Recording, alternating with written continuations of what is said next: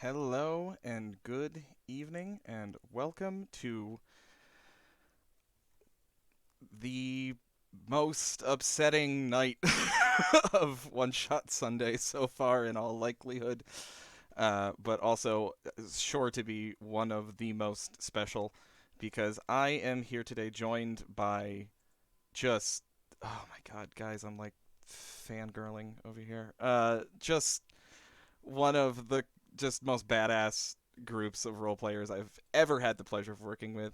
I'm happy to call all of them friends, and I am overjoyed to say that I'm actually playing in a game with them, especially on my own channel, and especially Stille Nacht, just a game that is so damn special to me. This game is intense, it is heart wrenching, it is in fits and starts terrifying, and it really could not be tonight in more capable hands than it is right now with our GM for the evening, Kat at Cleric of Cord. So I don't wish to take up any more time than needs be with this introduction. So all I would like to do is go around with everyone, introduce yourselves. We'll talk about who you're playing when we get to the actual game bit, but just introduce yourselves to those who don't know you, and let me know, I guess, what it is you're kind of looking forward to in this distressing game of ghostly horror this evening. So I'm going to start to my at the top right here with Pope, my man. You have not been on One Shot Sunday before. This is your first time here, Yeah, and I'm th- so pleased you are.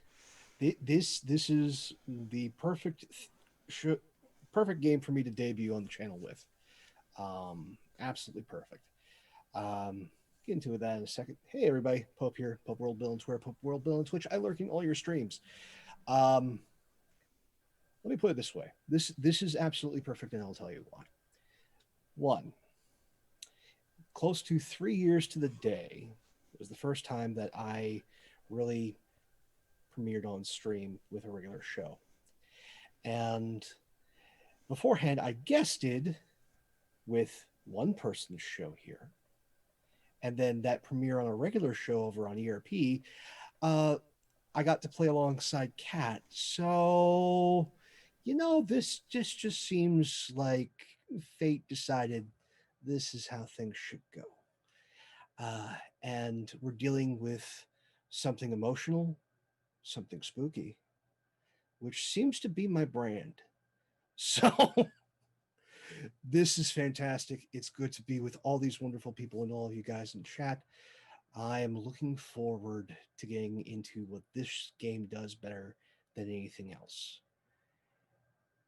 Be deeply emotional and have a phantasmagorical resonance throughout the entire ordeal. I thought you were going to say extract tears by force, which is also accurate. We'll give it that too. Yeah.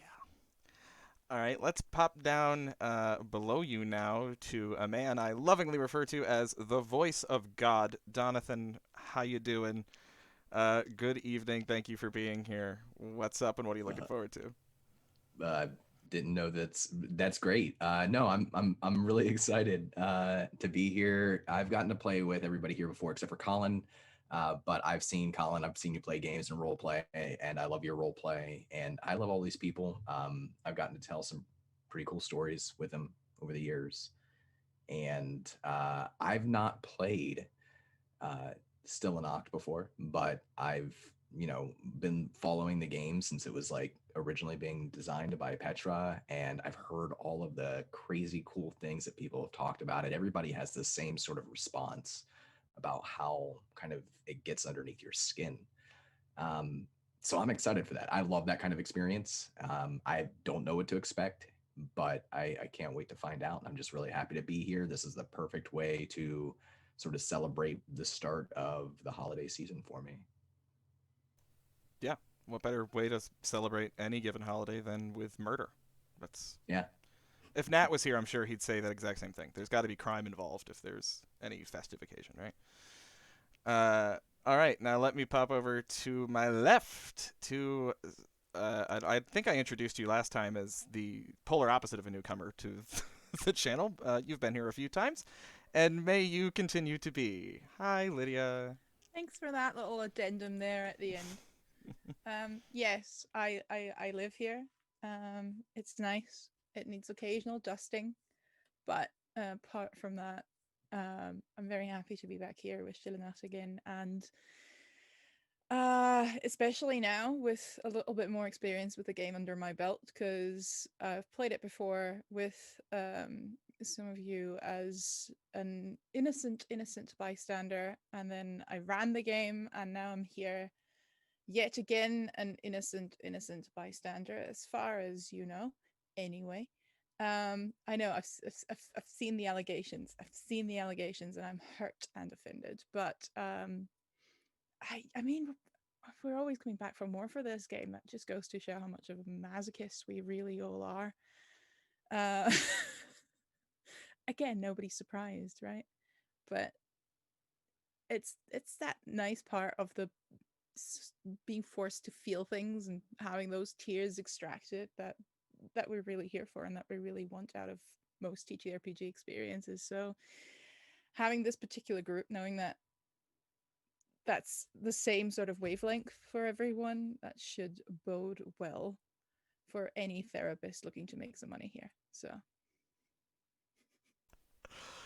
Oh, the bills would run so high just off this group alone. And finally, above Lydia, yet another role player I have admired from afar for some time, and again, just privileged as hell that you actually agreed to do this. Deirdre, how you doing? I am well, thanks. I appreciate it. Thank you for inviting me to come play with you all. I thank you, appreciate it. All of my wonderful peoples here that I have played with quite a few times. I haven't played with Lydia enough yet, though. I haven't played with Colin at all, and I haven't played with Dawn enough yet. Need to play with more games, that's the answer. Hey all, I'm at Deirdre on Twitter, or Praxisgarthesmia4. You see me around on Twitch, your friendly neighborhood Prax, and I have not yet played Stille Nacht.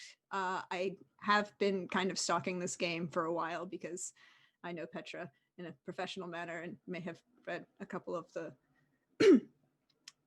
proof copies. So I've seen this game for a long time and just haven't had anybody to play with. And now, so this will be great. It'll totally be fun. And I am not totally, absolutely having flashbacks to the last time that Don, Pope, and I were in the same game and there was murder being discussed. Where you go, murder follows. And last and never least, one of my best friends and the best goddamn Stille Nacht GM on the fucking planet, Kat, Cleric of Cord. I know y'all agree, because if you've ever seen her run this game, it's insane, and you're about to see just how good it is. Kat, thank you for coming to my piddly little channel to run a fantastic game of Stille Nacht. I am so stoked you're here, and please, introduce yourself before I just keep talking. Thank you. Thank you for asking me to do this. There's something fitting about running it, I think, this time of year, and it's not something I've done yet. So it feels right. My name is Kat. I'm at Cleric of Cord. That's where you can find me on Twitter and hanging out in various Discord servers, where I drink, I roll dice, and I play games on the internet with my friends. And I'm doing all three of those tonight because I'm being the only one rolling dice in this game, which is one of those things that just sets it apart from every other game that I've ever played. Pope was there with me the first time I ever ran this game. He's been at this table a few times with me, both as a villager and as a co-villager. And if I can't think of anybody better, he's my go-to for this every time. Colin, if I need to evoke emotions, you're going to be there, because guaranteed. Lydia, I think you give me the best compliment anytime I've ever run this, and that was saying that it was a cathartic experience. And that touched me. That really touched something about this game. Don, this is payback for all of those Bluebeard Brides games. My turn. I love how it's like, I love you all. Fuck you, Don. And I'm gonna get back at you, you bastard. You know I love you, Don. this is actually, since the first time I ran it, I have been wanting to run this for both Prax and for Dawn because I know the kind of role players they are. I know how dig they deep, and um, and I know what they can do with horror. And so this is, I'm sitting here looking at one of like a Dreamcast here for me. I'm checking multiple things off of my bucket list tonight. Um, and always, Colin, thank you again for asking me to do this, Yeah, for giving me this opportunity to run this game. yeah, and I would love for you to start, but first I do really just need to shout out all of you crazy people in chat who have been donating subs this entire time, staring at a countdown timer for 10 minutes and using that time to donate subs and get us up to, I think, did we hit level 5 hype trade? Level 4, level 5? I don't know. Either level 4. Awesome. Thank you all so much. And thank you especially. I'd like to give, I mean, right place, right time. I'd like to give a much love to Laura the Little, who is our 100th follower for this channel. So thank you. You brought us to a century. And now Kat is going to take us several centuries back. How's that for a transition? To begin Stille Nacht. So Kat, please take it away. So this game was written by Petra Volkhausen, who, if you're not following her on Twitter, please go do. It first came across this game a couple of years ago, and what inspired me the most about this game is that it is grounded in history. It's based on an actual event that took place, which was a what we might call a nor'easter, a hurricane that struck the northern coasts of Germany, Denmark, in 1717. It was devastating, truly devastating. Entire towns were wiped off the face of the earth. Literally, it changed the coastline forever. These were, for the most part, poor fishing communities who made their livings by hauling what's known as a fish and salt out of the peat. And so these people didn't have much to begin with. And then this storm came along. There were towns where out of 14 buildings, 3 survived.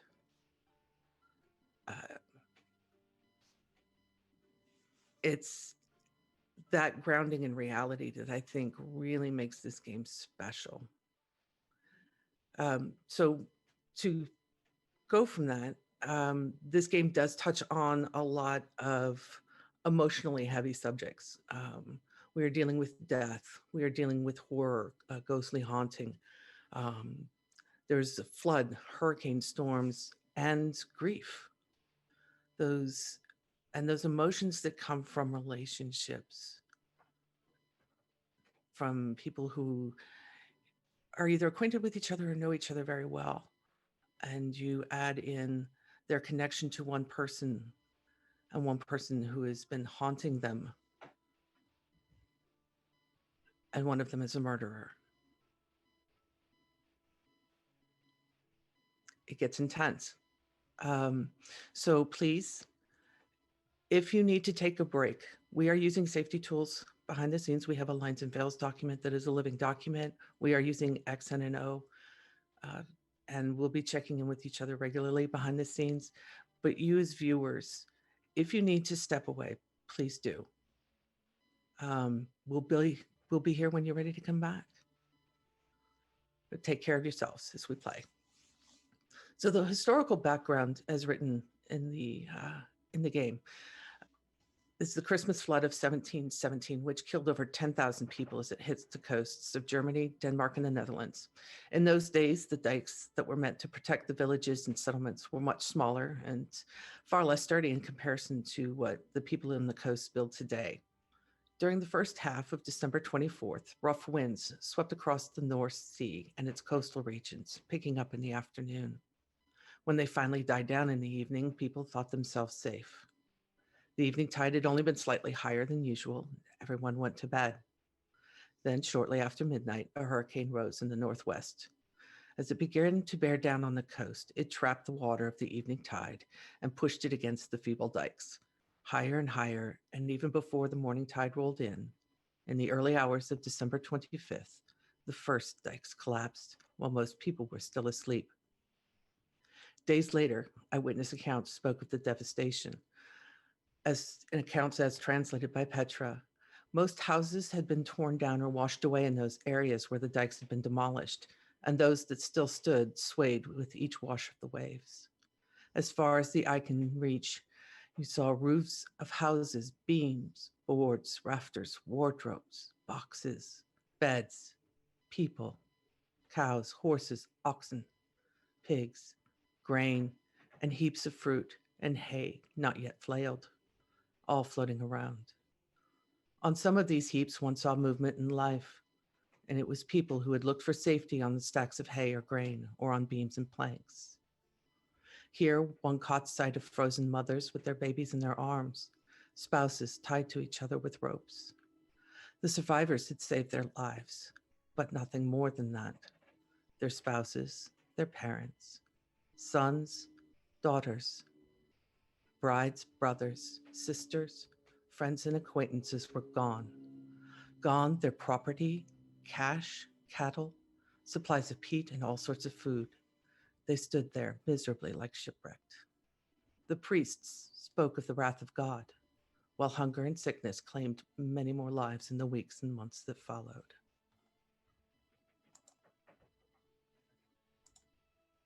It is the eve of December 24th, 1720.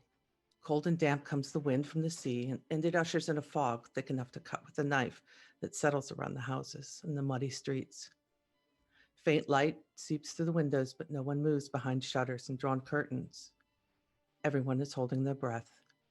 Not in pious anticipation, though. Many a holy name has slipped from cracked lips in sundown, but to ask for protection, not to welcome a savior into the world. Once more, Christmas Eve will bring a night of terror for the residents of this pitiful place. 3 years ago, the sea swept inland, overpowered the dikes, and took whomever and whatever it wanted. Many got dragged from their homes without mercy, never to be seen again. Bodies lined the beach when the ice-cold water finally receded like precious driftwood. And although rites had been said and names written on wooden crosses to remember them all, there was something about this flood of 1717 that just would not let the souls of the dead rest in peace. And so they returned 1 year later, wandering the streets, entering the houses of those they used to be close with. These scenes repeated themselves in the year after. Not all of these ghosts longed to be reunited with families, however. Some were seeking truth and justice. The repeated haunting has added to the hardship of these past 3 years. Everyone lost someone in the flood. Many lost everything. And of those who survived, some moved away. Vast stretches of land turned infertile by the seawater. Crops failed. Livestock died. Trade connections dried up. And yet somehow, this village, this small town is still here. And those who stayed try to eke out their living through hard work, little sleep, and if they are lucky, the warmth of their loved ones. It is Christmas Eve, late at night. While all is silent, you make your way to an abandoned house on the outskirts of the village. A person calling themselves a medium has invited you to take part in a summoning. This haunting will come to an end, they promise. The ghost rest in peace, if only you are committed to speaking the truth, and nothing but the truth. Ghost, they said. They know. They know that you've been haunted by one soul only.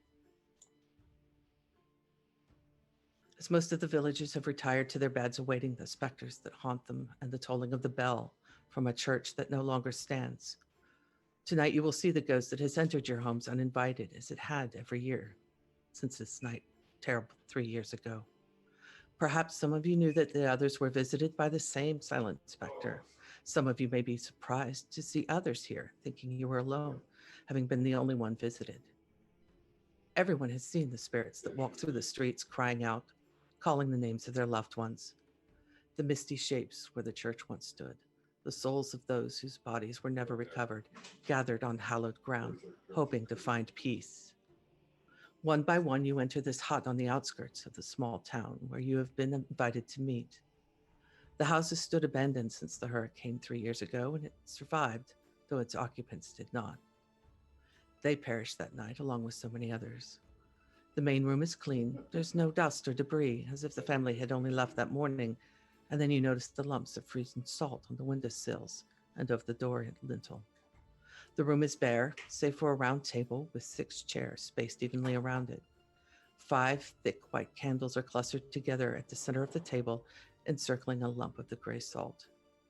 A 6th candle, this one black, is set before the chair, with its back to the fire burning low on the hearth, a fire that gives off little light and even less heat.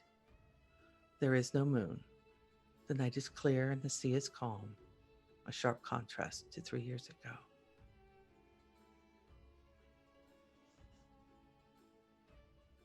As you enter one by one, who would be the first to arrive?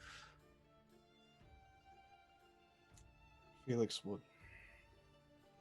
Please describe Felix and tell us how Felix prepared for this evening.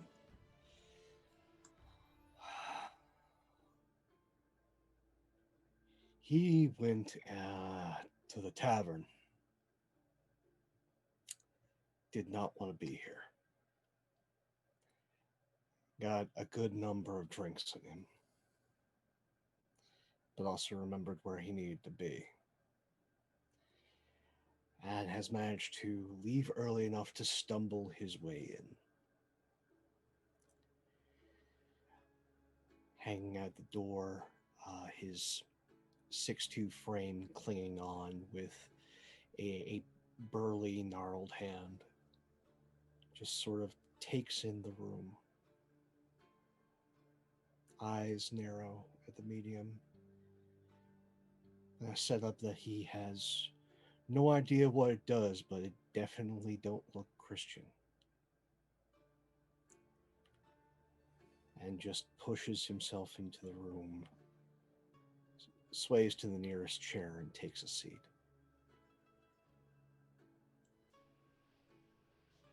Who follows? I do. Very much on time. Very well put together. Klara knocks at the door. She is young, and she is the sister of the deceased. Well known, well liked. She is always very prim and proper. And she walks in to greet the medium with a very warm and a very inviting handshake. There is a little bit of an official touch to it. And she probably can smell the drink on Felix. Can tell that whenever he's looking a little bit too far off into the distance, whenever he's brooding a little bit too much, muttering possibly into his existent or non-existent beard. I'm just looking at Pope now. That he's been at the tavern, where he's been spending entirely too much time, in her opinion, anyway. And she greets you with a court nod. Felix, I was not expecting you here.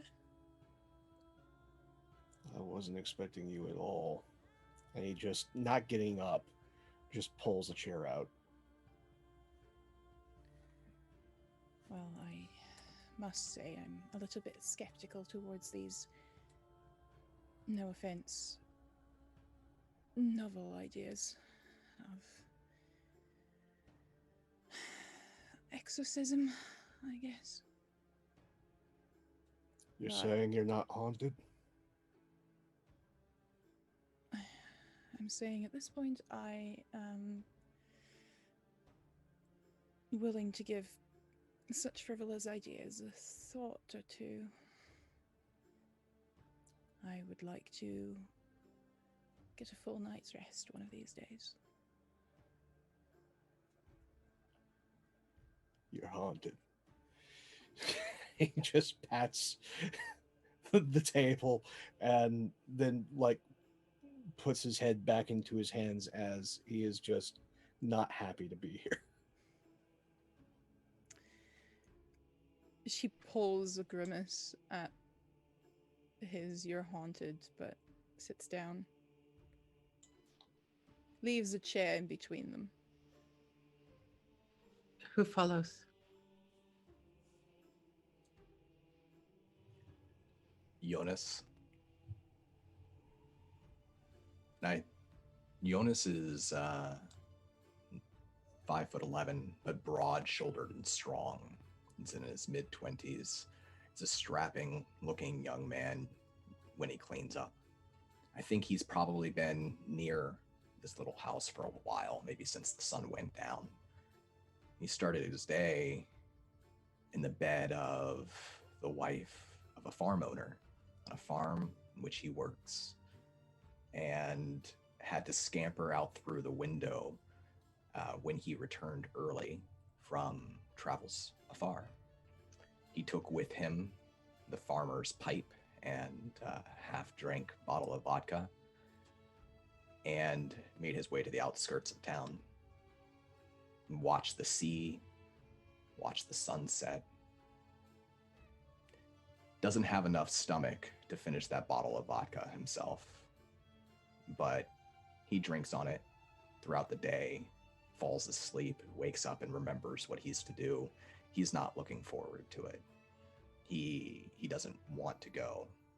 And so I imagine that as people are heading, he's maybe late or maybe just on time, sitting there looking out at the Black Sea and then back in the direction of the silhouette of the house. He can see the lanterns of people moving about in town, the few people that still remain, like ghosts of a sort. And he finishes the little bit of leaf that he has in the pipe that he stole, coughs when it's ash in his throat, leaves it there on the hill, and makes his way to the house where he's supposed to be. He hangs outside the door, maybe hears just a fraction, murmurings of the conversation, the greetings inside. Takes a deep breath, puts on a slight smile, and swings the door open, ducks in, looks around to the median, to Klara and to Felix, and just says, hello.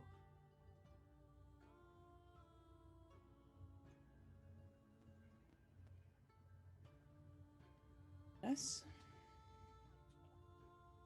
Oh, Pretty Boy's here. I wasn't expecting Pretty Boy.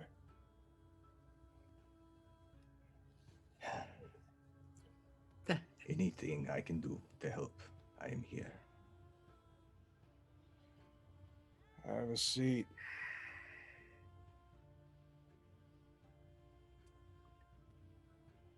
Felix, he walks around in a circle, probably giving Klara a little smile.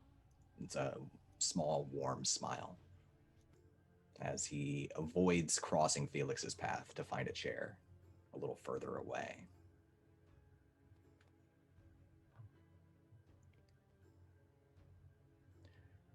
I Who arrives appreciate. next? Oh, sorry.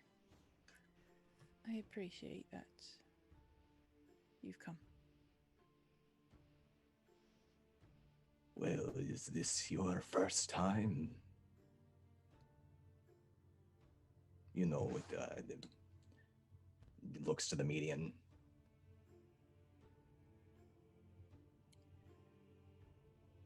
Well, yes.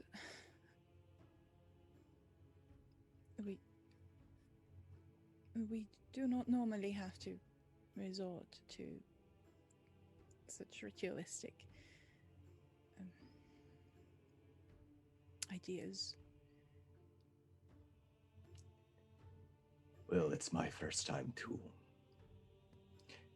I'm not so sure what we expect to happen here, but here we are. I'm not quite sure who else to expect. Many praised his name. It's not the praise, it's the ones that knew him. And those praises lasted as long as the funeral. And as long as... Yeah, the one that wasn't here where he belonged. Which wasn't my wish either, but I respect his choices. You respect a family that never set foot in this town. That's good to know.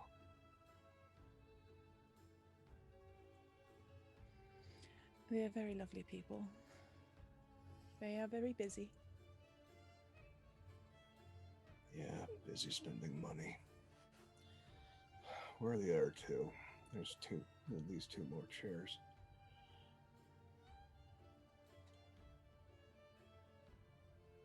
Hey, if someone's creeping around, could you, just show up and we can get this over with? Felix, please. Don't creep, Felix. Oh, sorry, Lavinia. He stumbles his way up and actually, properly pulls a chair. Lavinia's young, maybe a couple of years older than Klara and a couple of years younger than Jonas. She has a scarf pulled tight around her hair and but she leaves it down. She's not tall, but she's, average height. Attractive, but not like the great beauty of the world. Polite, kind. And she just smiles as Felix pulls out the chair and then turns, and before she sits down, Klara, Jonas, this is a gathering of people. Merry Christmas, Lavinia. Merry Christmas, Jonas.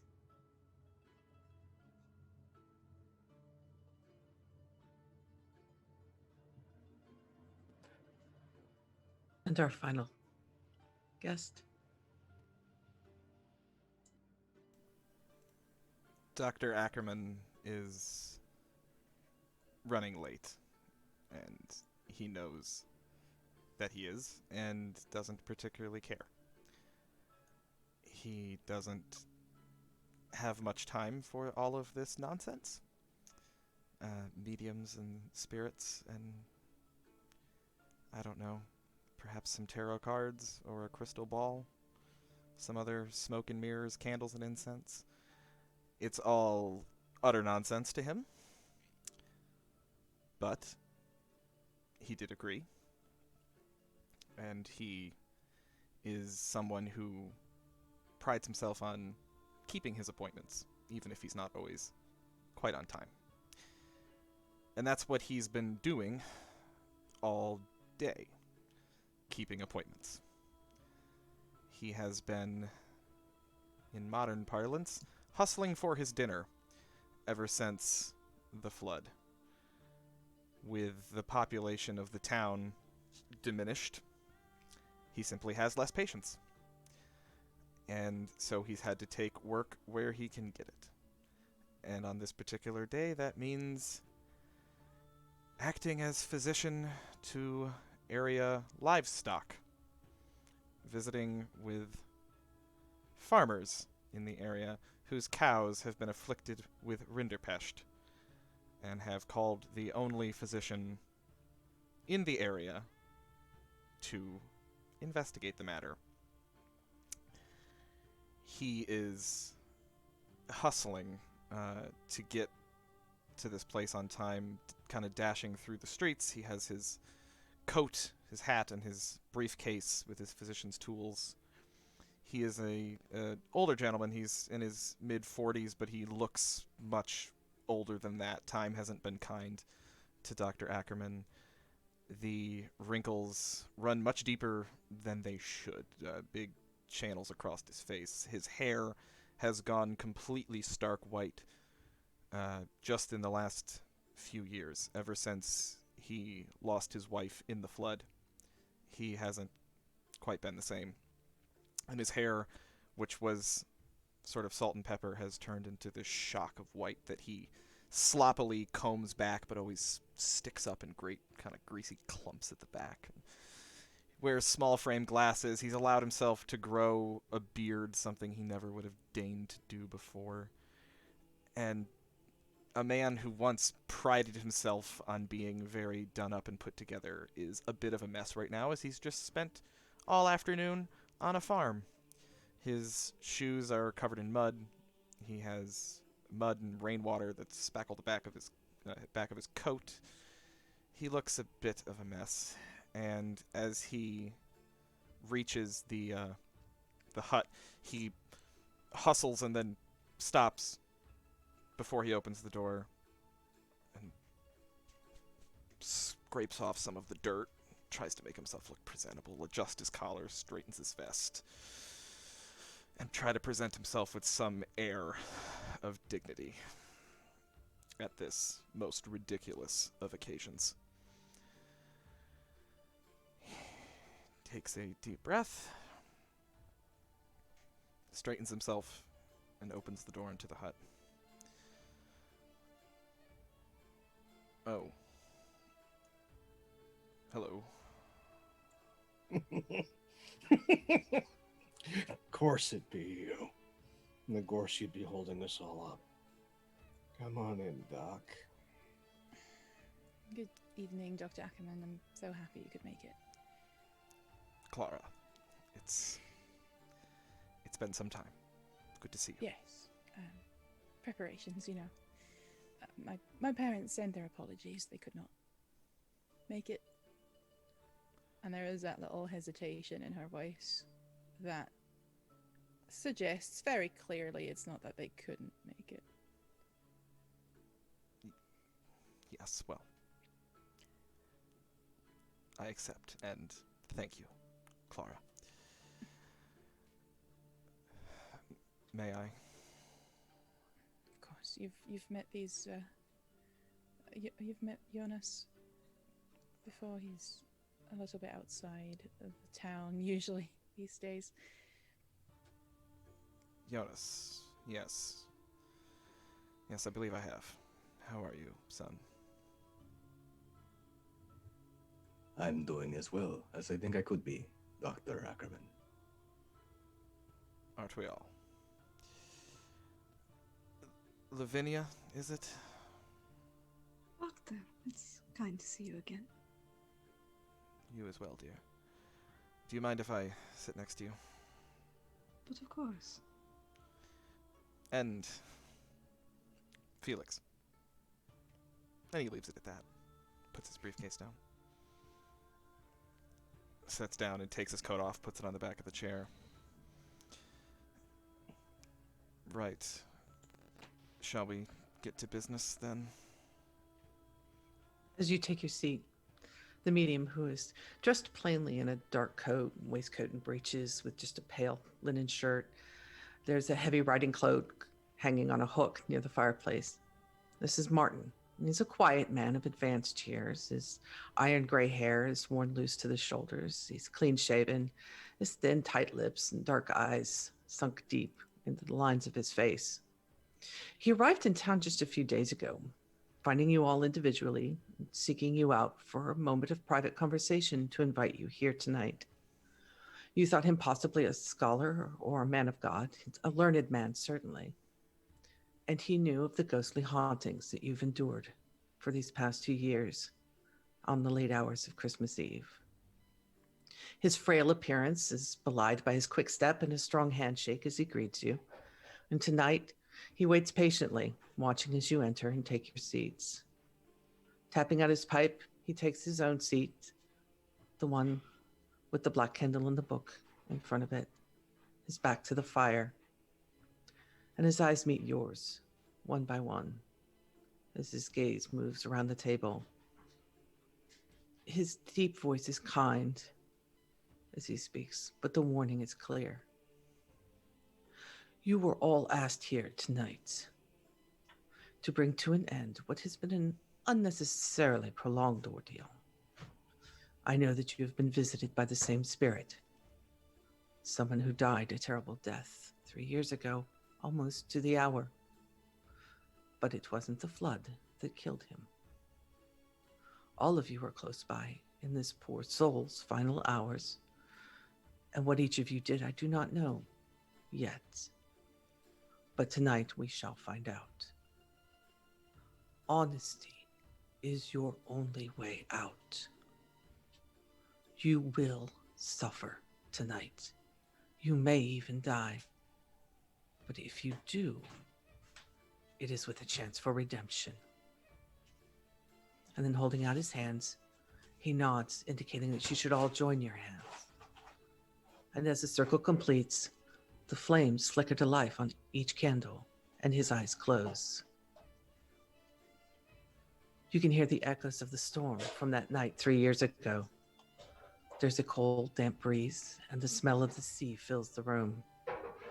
Mist shrouds Martin as he fades from your sight, and a specter you all recognize sits in his place. Insubstantial, just mist. But you know him. You know this one. And he looks at each of you in turn and speaks, his gaze falling on Lavinia first. What is my name? Hello, Robin.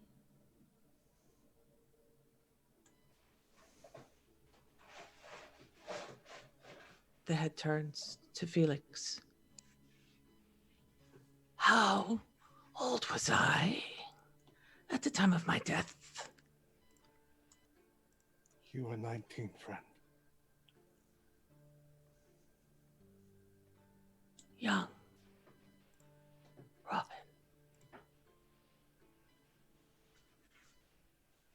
And he looks to Dr. Akkerman. What work did I do?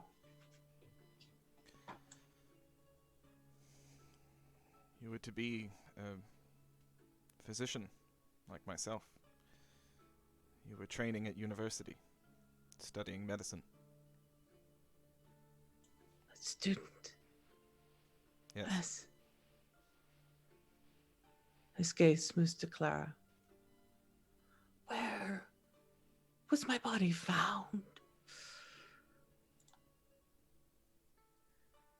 At our home. Brother, on the balcony of our rooms.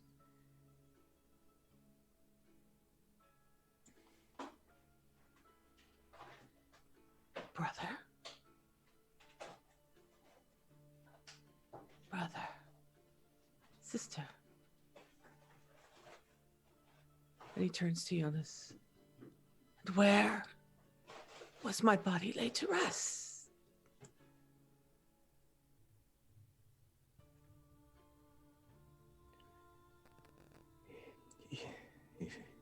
It was taken far away by the family of your wife.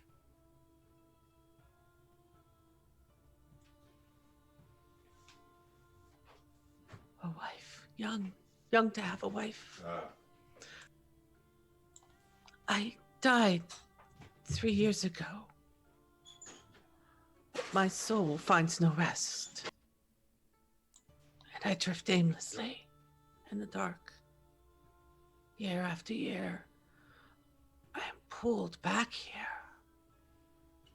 And I wish to move on.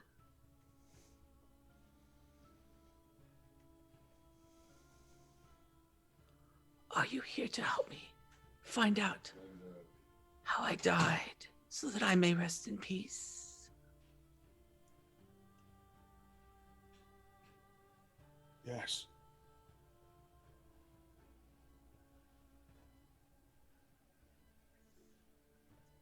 Always here to help you, Robin.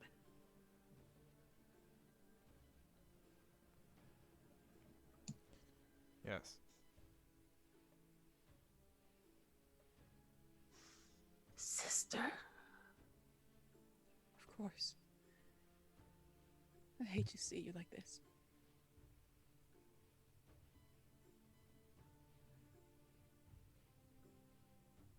This must come to an end, Robin.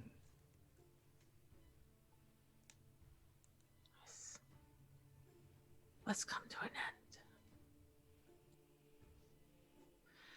And this is where we will do our first verity check. Please send me individually. Did you tell the truth or did you lie?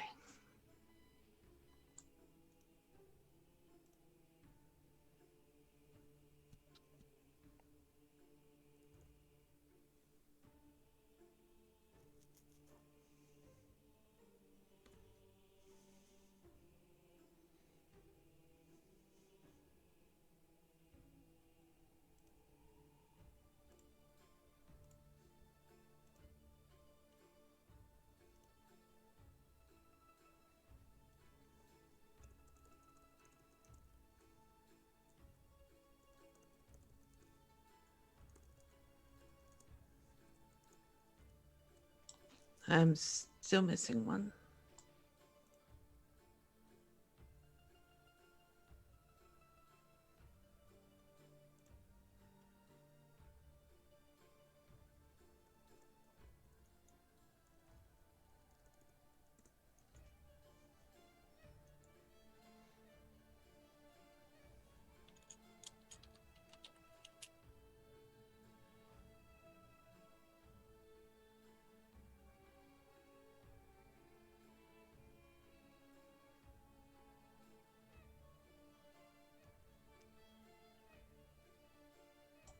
Thank you. I believe you all want this to end as much as I do. But I do not remember much.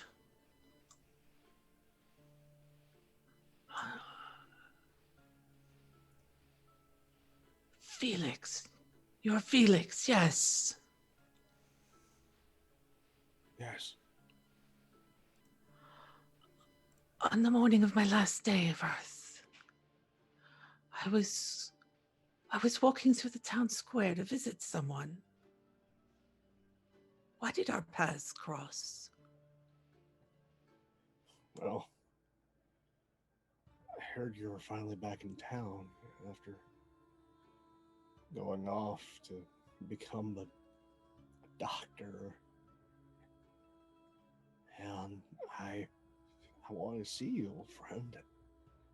I knew you were on your way to go and see the doc. So I intercepted you on your way there. I mean, it's middle of town square. Kind of hard to miss. Wanted to catch up, wanted to see what you were doing. Again, I only heard that you came in town like maybe 2 days before, but you didn't seek me out. We were friends. Old friends, yes. Growing up together. Our mothers were, well, same sewing circle. And no, like, known each other since we were 6. Birthdays were only a month apart. Like, we did everything until you started seeing the doc and applying the trade and making everybody proud. My old friends. Klara, my sister. Why were you there? Well, you were only going to be here for such a short while.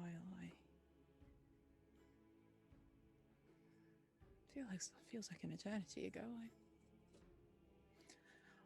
I clung to you like a little puppy.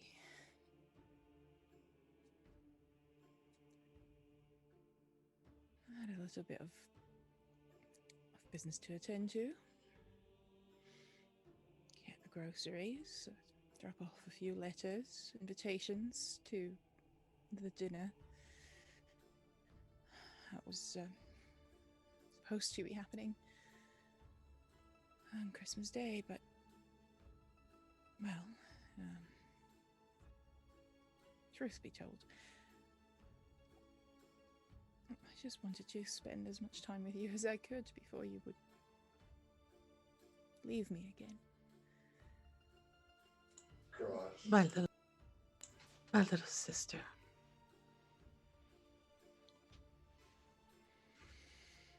My little sister.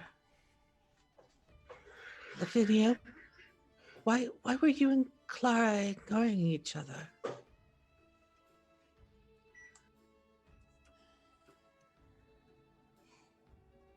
Ignoring? I don't recall ignoring Klara.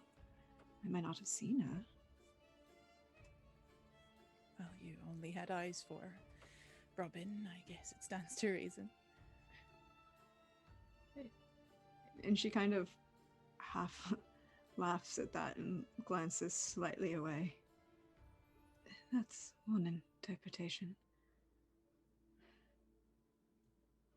I was in town. I remember seeing you talk to Felix as center of town. I smiled that you were here to visit for Christmas. I remember hitting a number of shops. Mother wanted a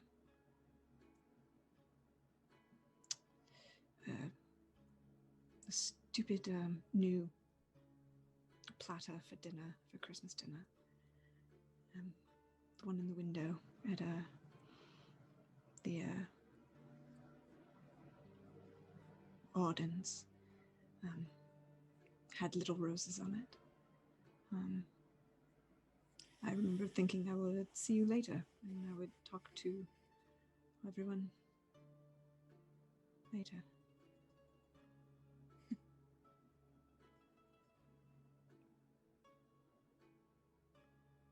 Always so busy, so little time. Jonas, where were you that morning?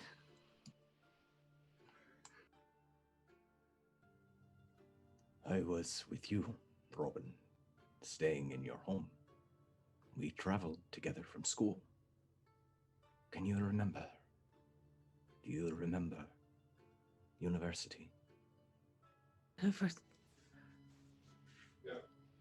University, yes. I was home. We'd gone home for the holidays. Yeah. This has never been my home. I came to be with you, to spend time with you, when you could not be with your beautiful new wife. It was to be a grand escape from university. My wife. Is she here? My wife. No. Send a letter, but she probably didn't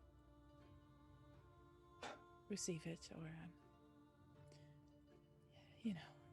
post during Christmas time. It's such a hassle. Stop making excuses for the frigid wench.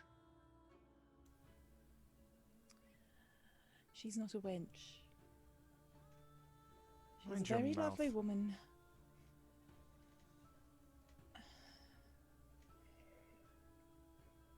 Did not like her, Felix? My wife? A woman who has only disdain for those who aren't of her station or higher. Don't get a lot of respect from me. Is that all people not of her station, Felix, or just you? Considering that even though Robin's family was well off, that they would rob them of their son, I'm pretty sure it's everybody. She was always quite lovely to me, Felix, and I was born with nothing. Yeah, pretty boy, keep on talking. We know why people like you.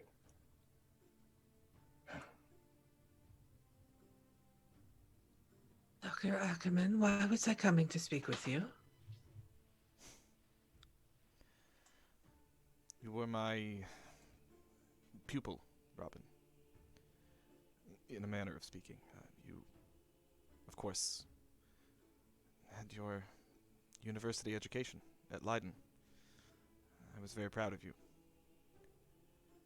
But it was, I suppose, if I may take credit for it, myself that started you on the path to becoming a doctor. You would come by my practice and I would show you what I knew. I wrote your recommendation letter to the university. I was very proud of you. So it comes to you. You were a good friend, a mentor, helping me with my studies. Yes. Yes. And you had such potential, Robin. You'd have been an exceptional doctor. As a doctor. You were to be. Yes. What did we study, Jonas? What did you study? Were you to be a doctor too? Oh, no, no, no.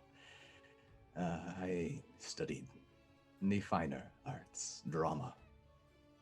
I had big dreams, just like you. And now, much smaller dreams.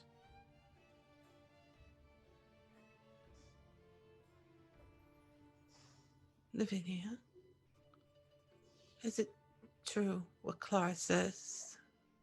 That you weren't ignoring her, but watching me?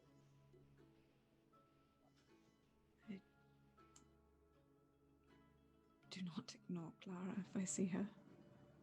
And I know I'm not always the most perceptive person. It is one of my failings. I know I was definitely had looked at you, but I was not staring at my friend. Were you traveling with us? Felix, we were meeting up. Oh, Jonas was with me. yeah, you wanted to see the doc. I was happy to see you. You gave that annoyed smile that you do when you really don't want to deal with anything. When you saw me, kind of pissed me off. We exchanged pleasantries. You introduced Pretty Boy. Said we'd catch up later at the tavern. I left to go off, see about helping with some family business as you made your way into the doc's office.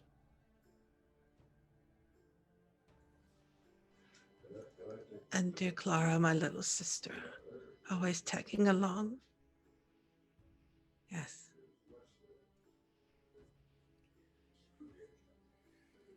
Of course. So many people want to see you when you're back. And mother and father always have a lot of very important questions. I have to take the time I can get.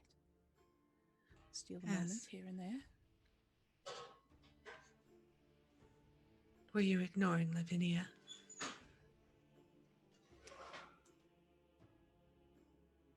No.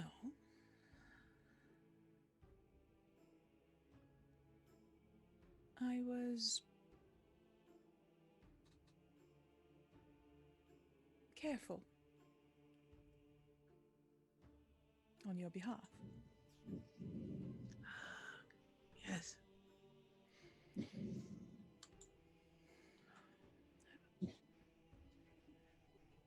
Truth or lies?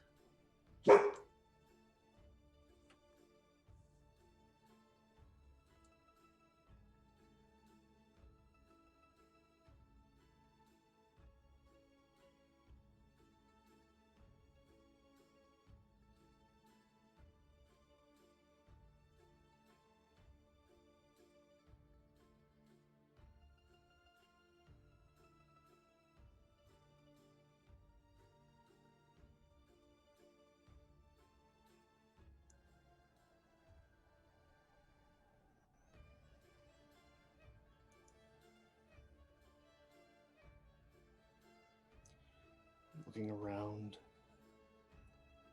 Felix just starts leering at everybody, listening to the wind howling outside. Starts adjusting the sleeves on his coat, noticing that it's getting even colder in the room. Stifles a hiccup. Are you quite well, Felix? Should we get you a bucket? That's the nicest thing you've ever said to me, Doc. No, I'm fine. Remember not to lie in here, Felix. I don't lie. Lying's for fancy people.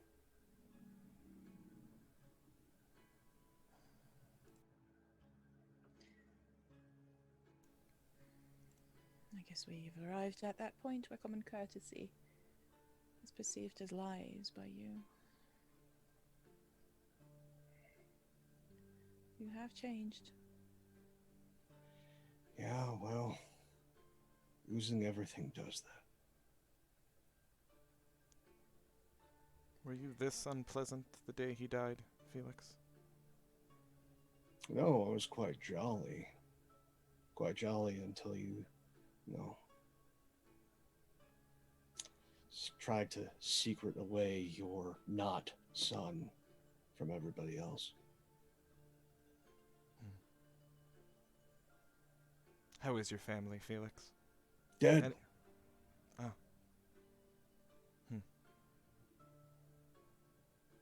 None of your own? Sorry.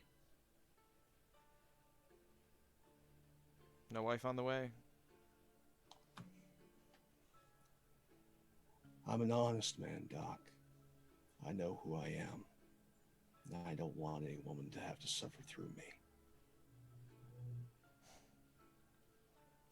Alas, I'm merely a physician, Felix. Not a psychologist. You need help far beyond what I can provide. We all need help, Doc. That's why we're here. We please focus on the reason we're here, thank you. Yes. I'm remembering. I remember that morning we all together in the town squares. I made my way to Dr. Akkerman's. And then we split up. We started going after different things. Dr. Akkerman at midday when the church bell rang, I know I saw you, but I don't remember where. Where was I? What was I doing? At midday. That's when the church bells rang. Yes. You'd returned to my practice. I'd loaned you some of my instruments. You'd returned them. You'd said you needed them for university, but after inspecting them, you said that they weren't quite what you were looking for. Apparently not something the university considered acceptable. My instruments were a bit outdated, I suppose. Regardless, you were kind enough to return them promptly once you realized they would not be of use to you. And I thanked you and sent you on your way.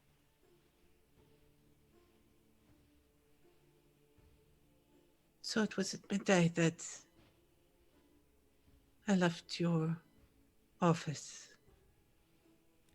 Yes, just around the noon bell. Lavinia, who else was with me? I know that Jonas was staying with you and had had been showing him around town. I saw you briefly as you were leaving Akkerman's. You were there yourself. Klara was not with you at the doctor's, but perhaps you were meeting up with her later. You said that you were going to spend some time with her, show her some wonderful new things that you had learned, introduce her to some game or story or something that you learned at university that you thought would make her laugh. You always wanted to make her laugh.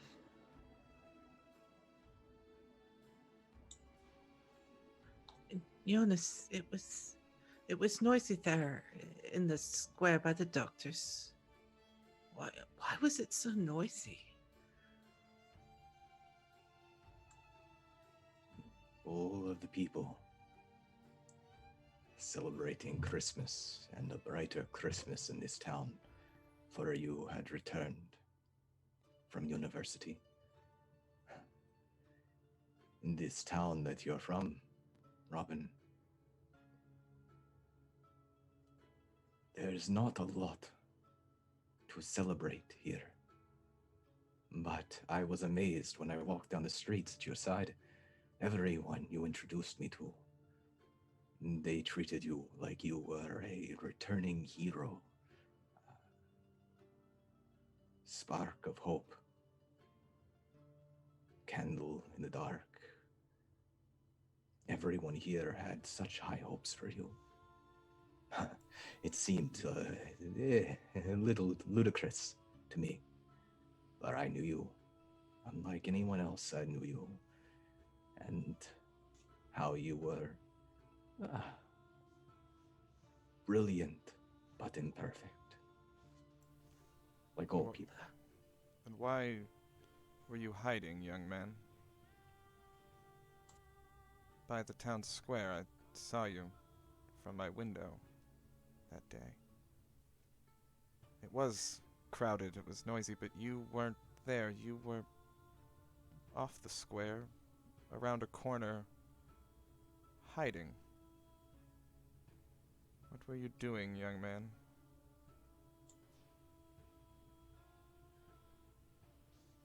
Would you believe me if I told you I was going to buy a gift for the mother and father of my friend, since they allowed me to stay in their home on Christmas?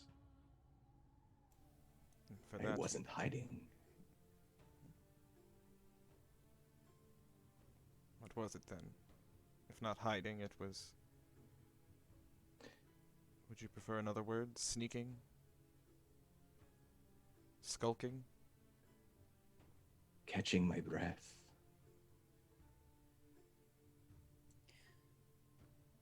From busy small town life. This place must seem like a backwater settlement to you. It is different, yes, than where I am from. And worse now. Now that Robin and so many others are gone. It Why is did you like... stay?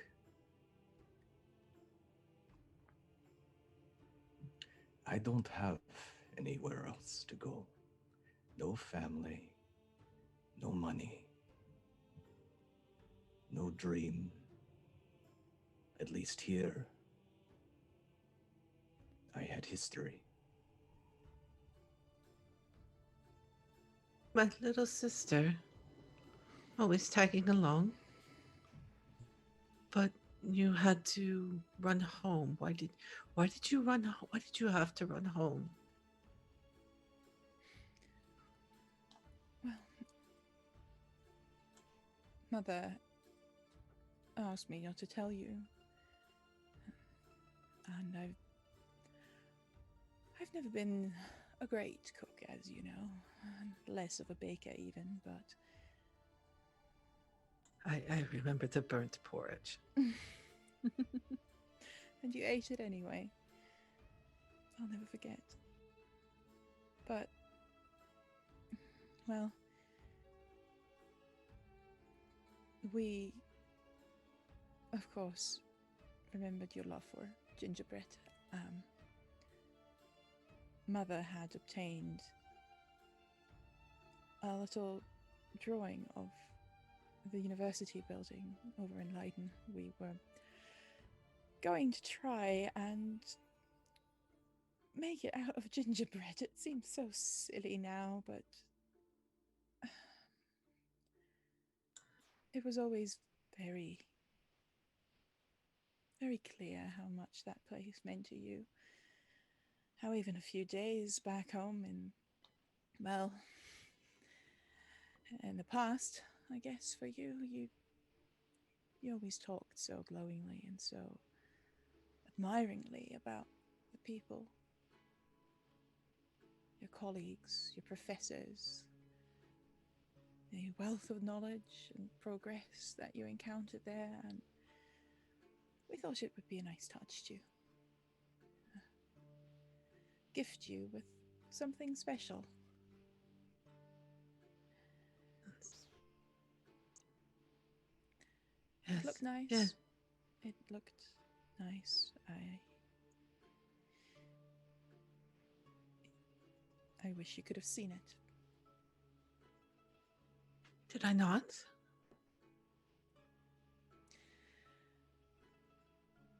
We kept it in the pantry for the next day. You never saw that day. No. No, I didn't. Felix, where were you? What were you doing at midday when the bells rang?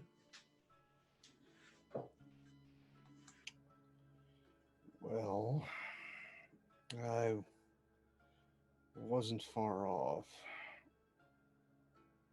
Again, Doc's place is right smack in the center. Not too far away from the church or the market. I was off doing rather mundane things. Grabbing some fresh linens for dinner, having with my folks. Mom was really happy with the table linen I picked up and the runner. Managed to save up to get something lace. It was nearby, but again, you were surrounded by admirers, especially once you had made your way back to Doc's. Everyone in town knew you were back. So you got a little bit mobbed. I waved, but I don't think you saw me. Why did you not call out? Again, I know you. You hated being mobbed. You hated that everyone wanted a piece of you. But you did not come to take me from the mob, my old friend. No, you were busy smiling and showing Pretty Boy around.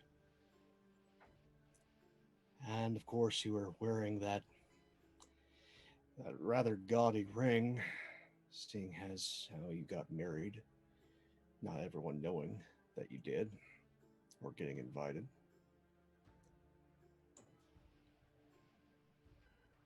So that was an extra thorn in some of our sides. I was invited. Of course you were, And Doc. did you go, Dr. Akkerman? Were you at my wedding? No, Robin, I afraid I could not afford to make the trip at the time.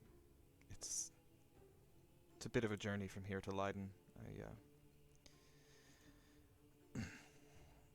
The practice had not been doing so well, and I didn't have the funds to attend. And I sent along my regrets to you and your bride. But I remember you had such a nice office and home there on the town square. Yes.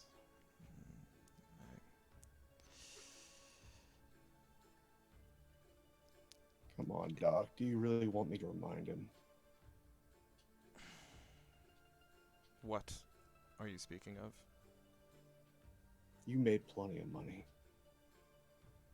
Your wife also knew you made plenty of money. Spent that money.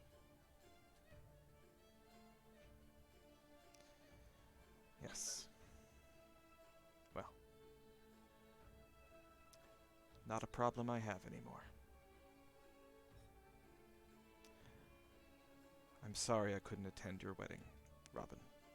It sounds like it was a grand occasion, and I should have liked to meet this woman. You spoke so very highly of her. I do not remember it or her. We spoke of her that day when you returned my instruments. Did we? Yes. Yes. You told me all about her. And yet it is It was a to good you I conversation. visit, and my sister, Lavinia, Felix, Jonas. Why am I not called to my wife? Or my parents? Why you? Why all of you? Does it have something to do? Midday, you were with me, but all of you were not with me. Come on, guys. Don't make me be the bad guy here. Don't make me tell him everything. Stop acting like it, Felix. Stop acting bitter, like you own grief and loss. I You don't do own not. it. There's enough to go around. You sit here and pout like you're the only one who ever shed a tear, young man. The entire town was devastated, and yet when he passed, it was like the town got a death sentence. How they found him dangling off that balcony. And now he doesn't remember why he hung around you, Doc, or that he was never home. That imperial monster of a father. Speak about my father that way, please. You're so angry, Felix. Even you doing as much as you did, you were never enough in his eyes. No one was ever enough in his eyes. It was so bad, that's why Doc took you in. Yeah, you're not a psychologist, but you could see pain, Doc, and you knew it. You knew it from the time he was 13. I lived with you, Doctor. Live now, but you might as well have. We not live, but yes, Robin, you spent much time at my home with myself and my wife. We prepared many meals together. You were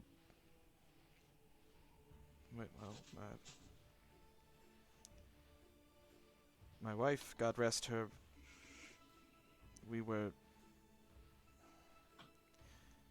the Lord did not bless us with children, but you were as close to a son as I had.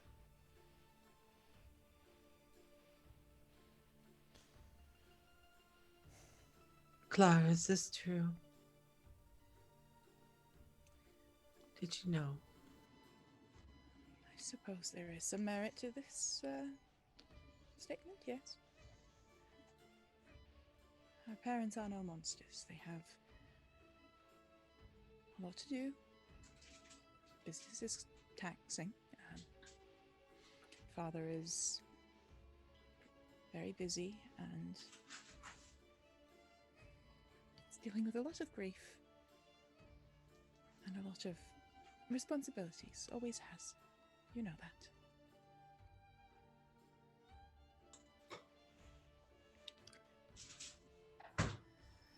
I suppose Dr. Akkerman was giving you a level of attention that Father couldn't afford to give to anyone.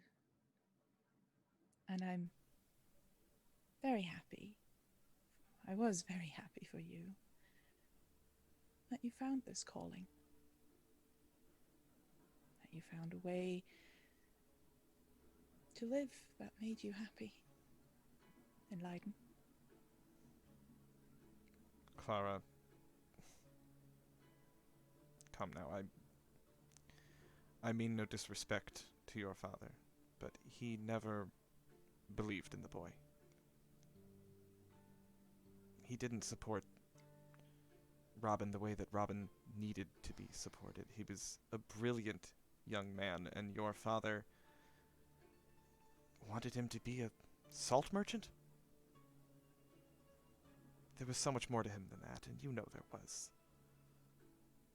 Your father is no monster, but he didn't give Robin what he needed. I don't disagree. Always observing Lavinia. You knew who was around me, where I was going. Is this true? You didn't like to stay at home. Your father and you fought. The doctor provided a means for you to further the education that you desired. You found a passion in medicine. You were a brilliant and strong-willed individual, and was the smartest person in the room, frequently enjoyed telling everyone that you were the smartest person in the room, which did not necessarily facilitate grand conversations between you and your father.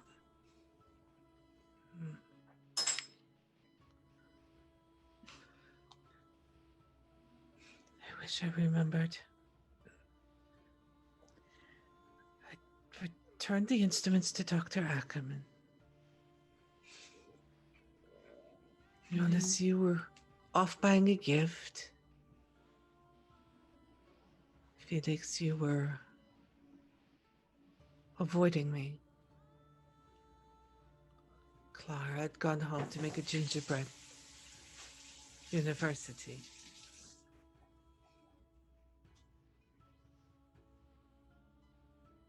And you, Lavinia, watching as always.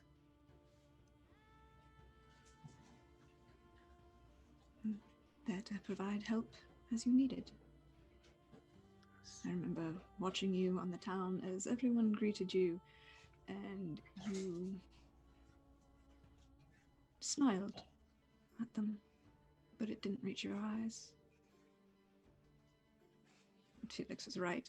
You were never glad to be the center of attention. You looked around. I met your gaze. You nodded and said, as if you would meet and talk later. We've done that before. But you moved on quickly, looking for someone else. I thought perhaps it was Jonas you were looking for, a friend you brought home. Perhaps. Perhaps. Truth or lies?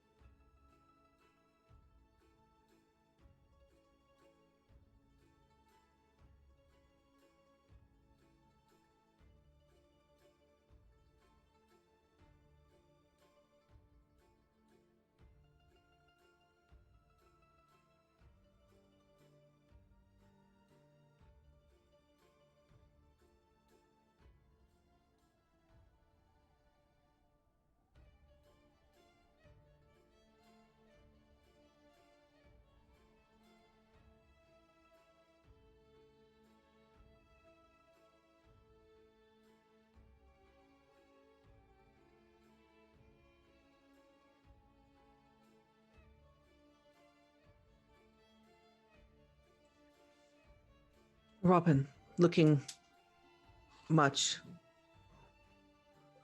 the way he did the last time you saw him.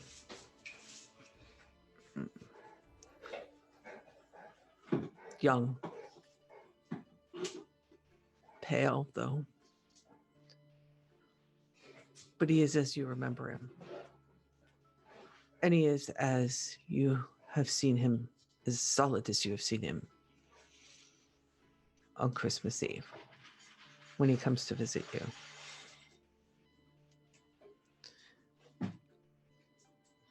And he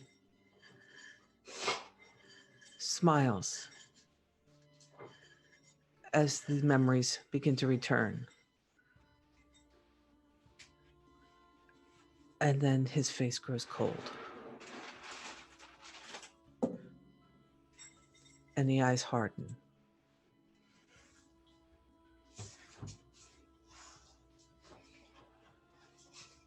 And he looks to his sister. What is it? Somebody lied to me. Was it you? Did you lie? Somebody lied to me. Who lied to me? Robin, please calm down. And his hand comes to touch the side of your face. And you feel the cold. That cold, frigid water that you remember from the night of the flood. It's as if it fills your lungs, choking you. Robin. Do not lie to me. Robin, I can't breathe. Stop this. Stop it. Robin, stop. Robin. Pulls his hand away. One harm. Klara.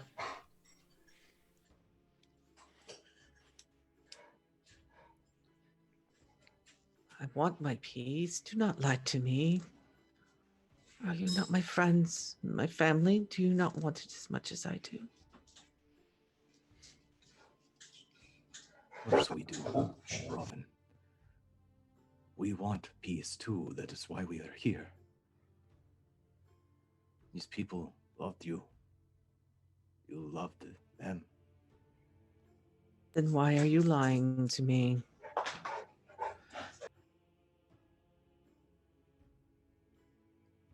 I'm not. And with that, we're going to take a quick break, everybody. To stretch our legs. Shit just got real. Okay. Yep. We're going to throw up a timer. We'll be back with all of you in 10 minutes. Take a deep breath and don't breathe in the cold water. See you all soon.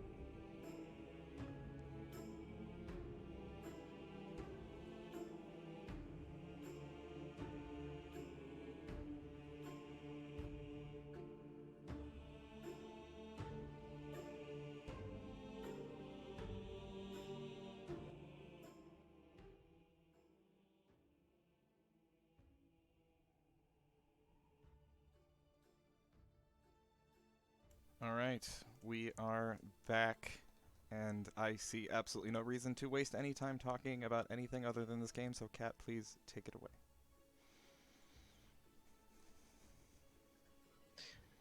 Robin, the ghost, having just placed his hand on his sister's cheek, as she begs him to stop,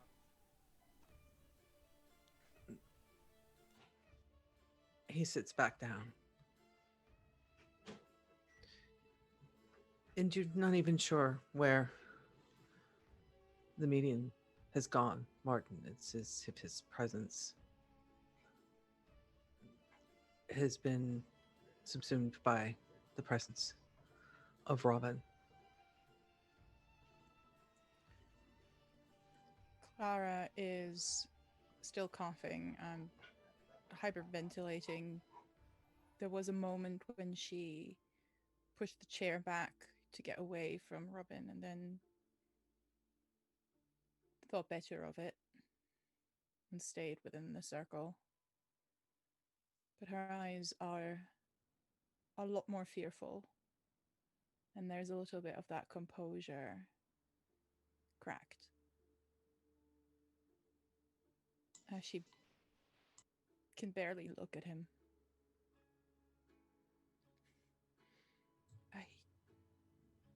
I'm only here to help.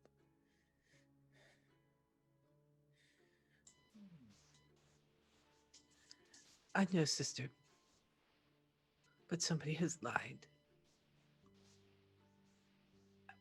And I cannot find my peace if I do not know the truth.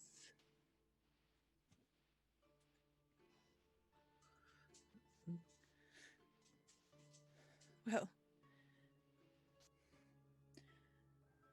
lies is a very strong word for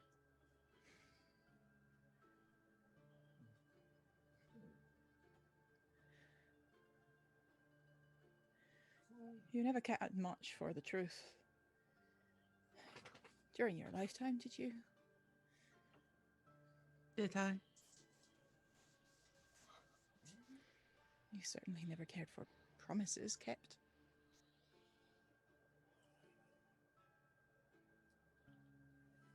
Lavinia? Yes, Robin. In the early afternoon, the wind, the storm, the wind was so strong that it tore the shutters off the tavern. The glass shattered from the debris. There was commotion there in the squares. People began running around, and you were there to help, weren't you? As much as I could. I was on my way home, and those rusty shutters, they always creaked in the rain, in the storm. You could hear them almost over the church bells. You knew it was a statement that. But this time they got pulled so hard, and they fell. And people were crying and screaming, and your Felix, you remember your mother was there, and she was trying to get the children for the Christmas pageant that year, and she organized them, and they were crying and upset, and Oh, the entire thing was scary. I'm not gonna blame the kids. I hadn't seen wind like that ever. Yeah. I remember your mother turned to me and said, remember you are to sing like Lavinia did when she was the Christmas angel. And Lavinia, please sing like you're the Christmas angel. And I'm standing there holding a platter with rosebuds on it, looking at your mother, Felix, going, okay, I'm going to sing like a Christmas angel in the middle of a howling windstorm with the taverns being pulled apart. But I did. Perhaps not my best performance. You did fine. Thank you. And I was supposed to calm people down, I guess. Or calm the children. Do something, I don't know. Again, Mom was nice, but not always bright. Also forceful. Very forceful, your mother. I come by it honest. Jonas, why didn't you help?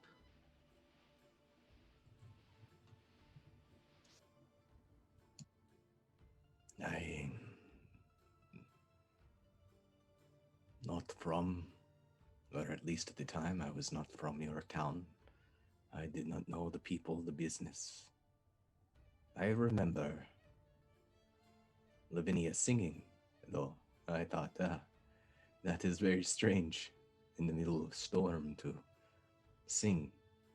But I must admit, even I was a little afraid, and it did bring me some comfort.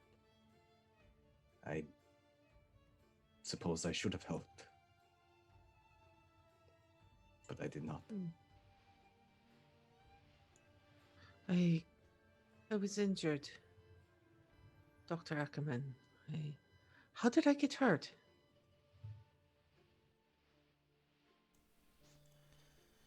That damned wind. It was I've never seen anything like it.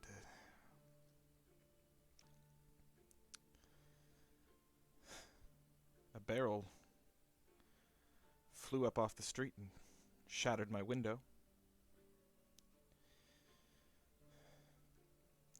Just about scared me half to death. Cut up my hands, trying to get things back together, and I saw you. You were bowled right over by that wind. You fell hard on the stones, and you were clutching your ankle. I didn't get a close look at it. You weren't my patient, but it looked like a bad sprain, possibly a break. You were howling so loud I could hear you over the wind. But I wasn't able to reach you. I was trying to protect my home and my practice. You were injured as well, then. Yes, I cut up my hands, something awful, on the glass. There was much blood. I was preoccupied tending to that. But many people were injured that day, Robin. Even before the waters began to rise. That Felix speaks true. That wind was straight out of hell. Like nothing I've ever seen. And Felix, there was fighting in the chaos. Someone fought. Who was it? Why were they fighting? Your parents had finally decided to deign the rest of the town with their presence.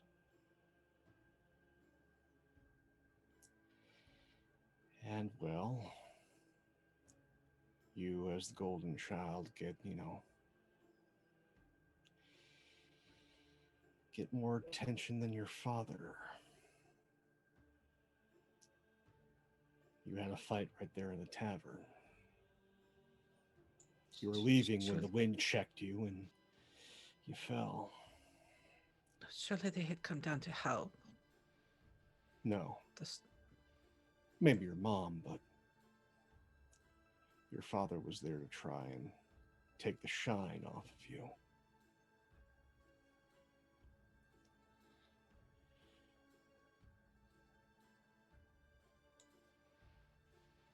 Klara, what were you doing that afternoon?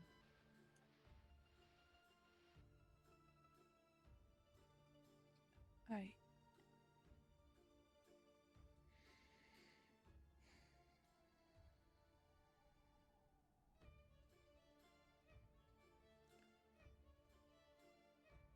was trying to do the right thing.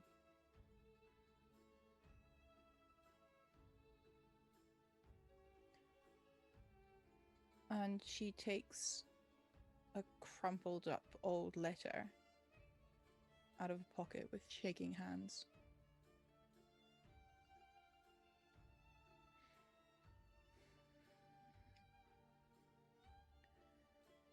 And places it on the table and moves it into the center. The seal is broken. And Robin's name is written on it.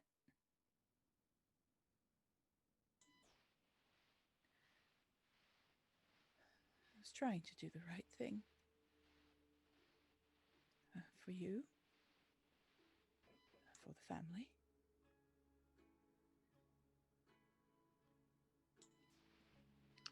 What was that, sister?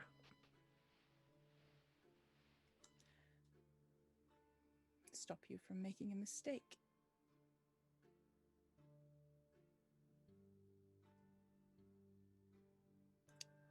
Lavinia.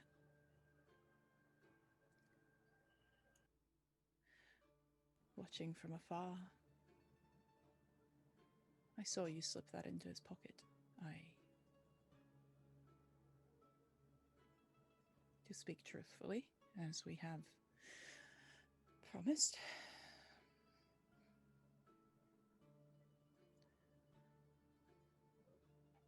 I took it before he ever got a chance to read it. Yeah, you did. I didn't know it was a note. I didn't know that you kept it. I know you were helping him up, putting yourself between him and your father, like you used to. But no, I saw you. I thought at first you were just trying to get better purchase, reach into his pocket and use that to help lift him up. But I saw you come away with something I didn't know. What is this? As he stares at between Klara and Lavinia. Did you think I was writing him love letters, Klara? What did you write me, Lavinia? A note? Not old. Little child. Code. You remember Felix? Asking you to meet me later. I had questions for you about this wedding that you had. I didn't get an invitation. I admit to being hurt by that. I felt that it would have been nice to know, particularly before everyone else in town started staring at me like I should be having a broken heart. Did it No. break your heart, Lavinia? No. Didn't break my heart. Claire, I was not writing your brother love letters. Your brother marrying the woman in Leiden, well, was beneficial, but I would have liked some warning before I became the greatest gossip field in the entire town. And I felt that my friend would have been better and that he would have told me. and cared enough to. But sometimes, seal is- Robin, sometimes you do not think beyond your books and what you see in front of you.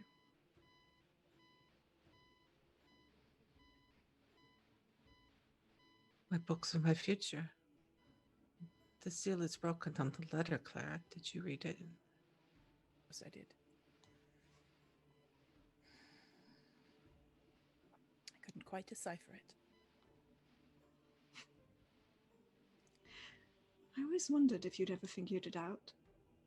Our little code game. I'm afraid I have not been blessed with the intellect of my brother. Doesn't involve smarts. No. It involves old folksy stuff. It's all based on, well, it's all based on tools. Tools is a first letter is the name of the tool. Tool corresponds to a letter. And you just read the first letter. Never mind.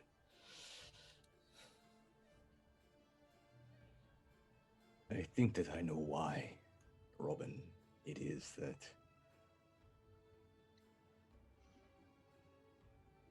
you are here now in this town, but your body is far away. All of these people in your life here were your past. But I knew your future, your wife, all of the dreams you had. They were so much bigger than what could be contained here. Is that why I've been drawn back? I'm not a, what was the word, median? I don't know the answer to that. But you don't belong here. Neither of us belong here. And yet here we are. Yes. I am here unwillingly, pulled by what someone here did that night. You stayed by choice. You could have left. I am just as much of a ghost as you. I promise you that.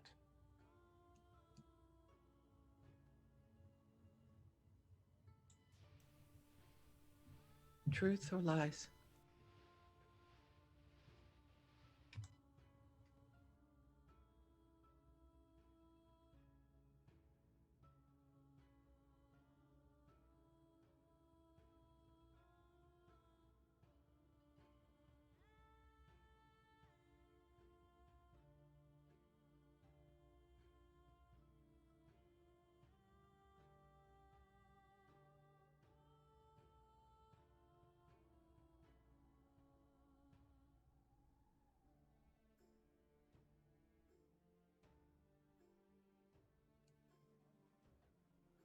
I think when Jonas is done speaking, Lavinia just kind of glances at him and makes eye contact and gives that sad smile of someone who truly agrees and feels the same. He catches it, and it's just one corner of his mouth, a small smile. And she just kind of like nods as if confirming something that she already knew to herself, and then turns back to look at Klara and the doctor and Felix, and then back to Robin. Do you agree with that preposterous sentiment, Lavinia? We're That all the- ghosts here. Oh, come now. Jonas, I don't know you terribly well, but I understand that you are a dramatist, a thespian of sorts. I would expect dramatic language like that from you. just as much of a ghost? Doctor, Don't be absurd. you have not shaved in a month. Seems I've misplaced my razor. Dr. Ackerman, do you think that you are any more alive than Robin, or Klara, or Lavinia, or, well, perhaps more than Felix? Young man, I don't mean to be overly literal about this, but my heart continues to beat. Unlike young Robin, and unlike so many others, including my own family, who perished in this flood, you are still here, however unpleasant that may be. And I will not lie to you and say that it has been pleasant for me either. Indeed, you are perceptive, Lavinia. Things have been difficult in my life since then. But I am here, and so are all of you. And Robin is not. We go on. But I am here, Doctor.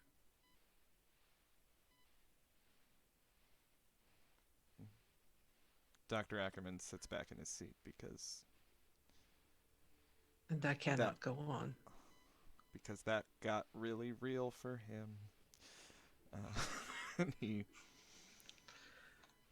takes that in and straightens his vest.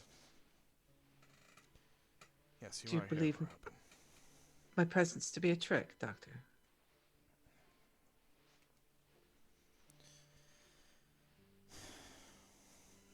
A trick of fate, Robin. One I don't understand. Are there not more things in heaven and earth than in your books of philosophy? Perhaps so. I've read nothing. I had a university education myself, though. I confess not one as prestigious as yours, young man. I read nothing in the great philosophers. Aristotle had nothing to say about whatever it is I'm seeing before me right now. I confess I'm at a loss. But no, Robin. I know you. I knew you. You knew me. And I do believe whatever I'm speaking to now was the young man that I did think of as a son. Though I don't understand it. I do not either, Doctor. I am as trapped as any of you. But Now you that- can free me from that. That much is true, That is Robin. why we're here.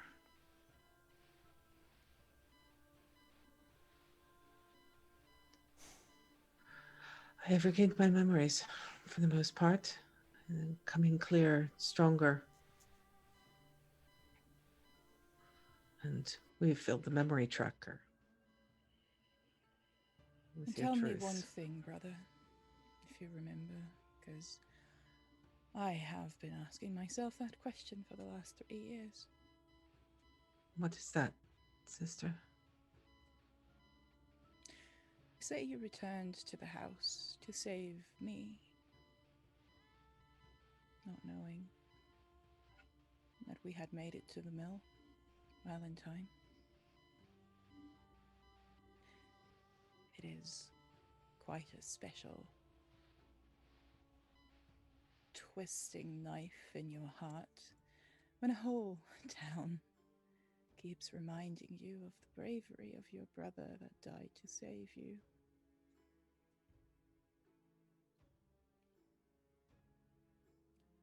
Praise or accusation, it's very hard to tell.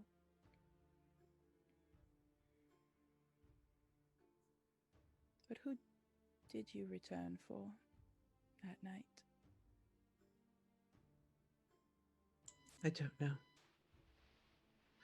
I do remember that in the evening the wind died down and it had even stopped raining, and I had wanted to go walk along the shore and see what the wind had brought to the beach. But you interrupted me, Klara. Why?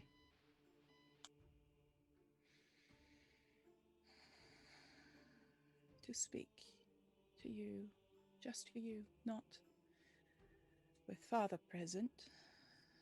Then I would speak to a stone statue, not with your friend present.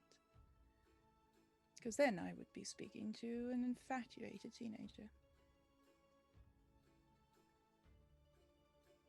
Not with any of your admirers present, because then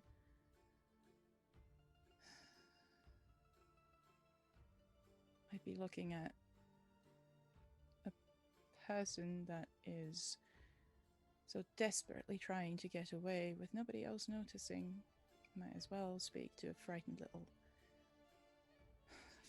kitten. I wanted to speak to you.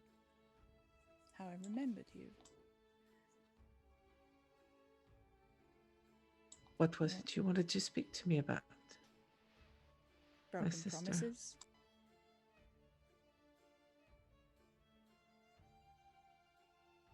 What promises? Klara, what did I not do that I told you I would?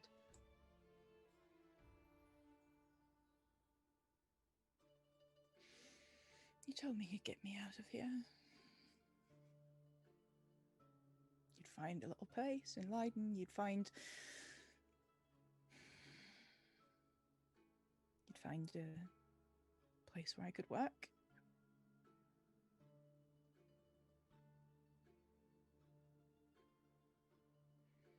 Or you'd make sure I'd be taken care of while you finished your studies. Instead, you got yourself a wife and friends. And something was off. But you wouldn't tell me.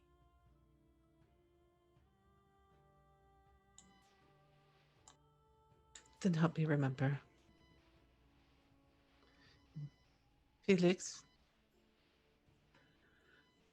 the letter. I remember I had lost something or it was taken from me, and I don't remember what. Was it the letter? Is that what? If it was a letter, you didn't let me know that it was missing. What you did grumble incessantly about when we were talking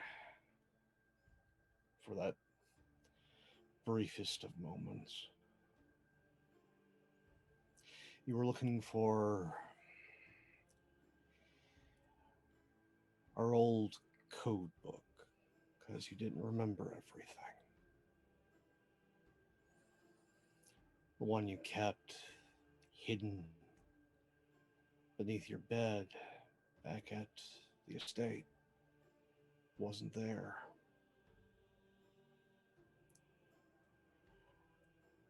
I didn't take it. It's not like I get to go up there all the time. Told you to ask your sister or your mom. They had more access to your room than anyone else.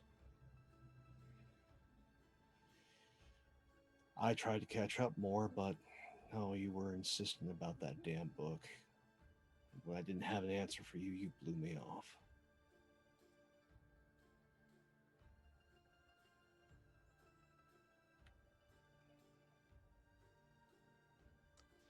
I see. Not ones to a marriage or a priest or any such nonsense as that. We made promises to always be truthful to each other. That while Everyone else in this town might be saying, oh, Lavinia and Robin would be perfect for each other, while our parents might agree that it would be perfectly acceptable to do such. We knew that that was never a thing for either of us. But we promised to always be honest with each other. And you sent a letter to Felix to invite him to your wedding. You sent no letter to me. You invited the doctor to your wedding. Your sister, of course. But no letter for me. You brought Jonas home and introduced him as your friend. I'm happy that you had a friend. But I do not think you told me all the truth there, Robin. The truth that we promised we'd always share with each other. It would seem that I put a lot of promises.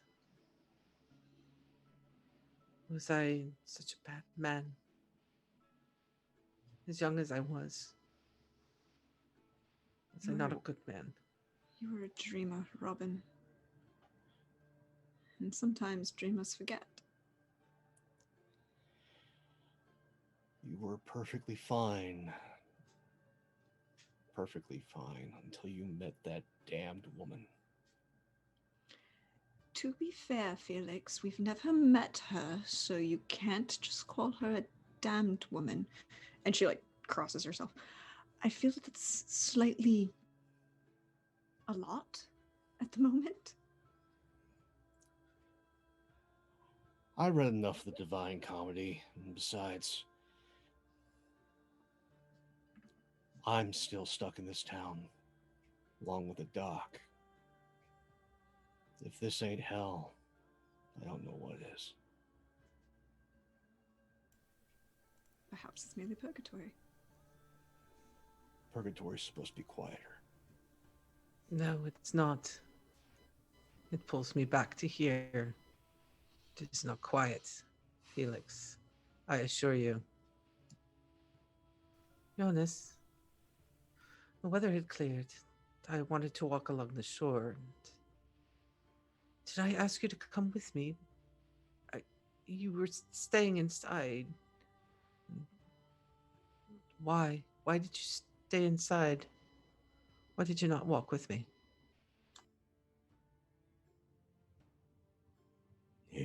It was still windy, and the storm was coming. I told you, it is not wise. We should lock the doors, light the candles, the earth, play games. It was to be Christmas. I had not celebrated, not truly, in a very long time. I had this idea in my head. You would go out for a walk, and when you came back, I would arrange the wreaths and the candles, and it would be like a painting.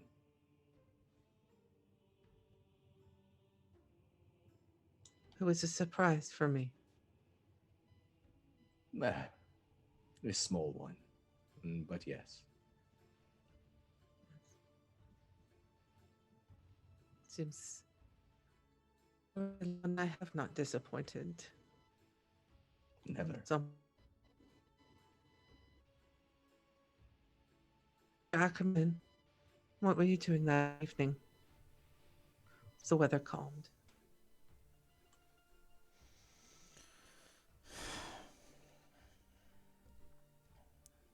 I'd gotten my home mostly in order. I was with my wife, well, she was there.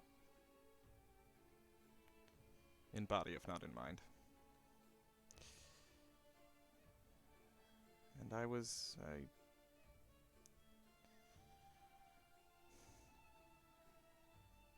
I confess I was thinking of you, Robin. About the talk we'd had about your new life, your new wife.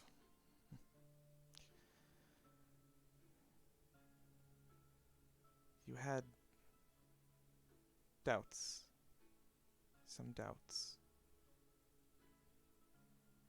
And I'd tried to assuage them in our conversation that afternoon. I don't know if I said all the right things. I wanted to set your mind at ease. I don't know if I accomplished it.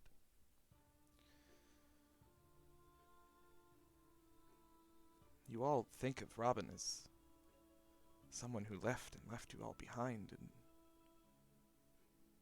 had not a care in the world. That wasn't the young man I knew at all. You knew, Robin. You were perceptive.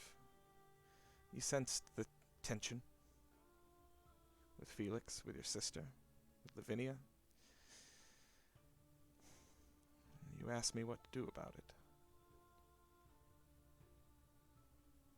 Asked if you were doing the right thing, if you should come home.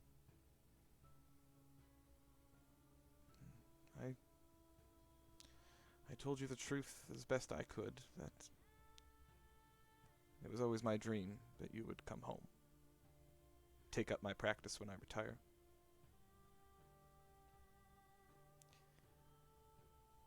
I could tell that answer didn't satisfy you, so I told you what you wanted to hear, I think. That you were doing the right thing, that Leiden was your future, that your new family was your future, that being far away from all of us was your future. And I recall that evening, I thought about that conversation a lot. And if I had really been true, it was replaying in my mind as I sat by the hearth.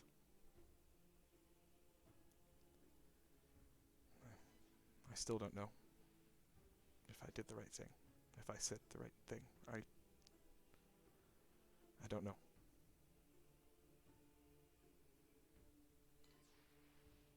I wonder if my young wife is disappointed in me too. She did not come with me home. That seems odd. Why would my young bride not come with me? I disappointed my father, my sister, my oldest friends, broke promises. Before And Felix returns to a familiar tune, I'll just confirm exactly what he's thinking. She didn't want to come here. She had no taste for it. Nobility doesn't have time for the common folk. Yes, that is another way to phrase it, Felix. You speak of this woman again and again, Felix, but you did not know her. And she was stuffy, yes. Oh, but she loved you. You caught her in your orbit, Robin, like you do so many. And even though she came from such a great family, she chose you. But there were pressures on her. Her parents were not happy that she married you. She rebelled against them. to the extent that she could. But for her to spend Christmas here, no, that that was too much.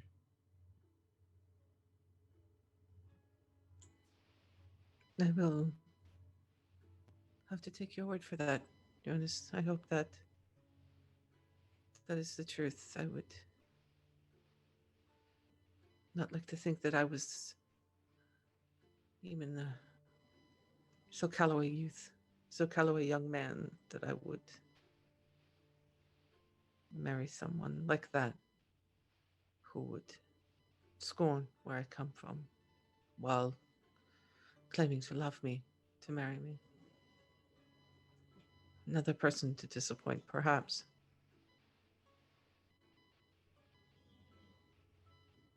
So much. Still so much I don't understand. So much I don't remember.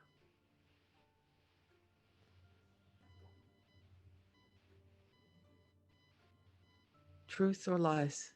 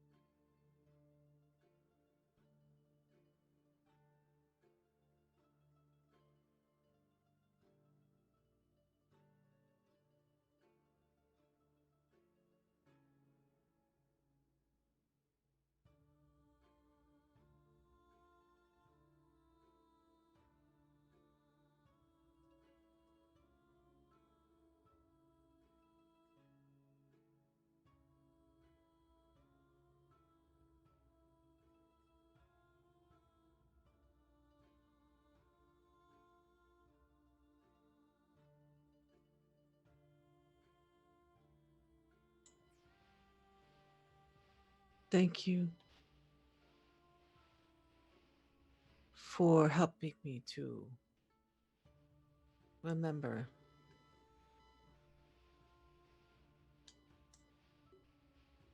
I have no wish to be any more of a disappointment to you all. But I still don't understand. One of you killed me.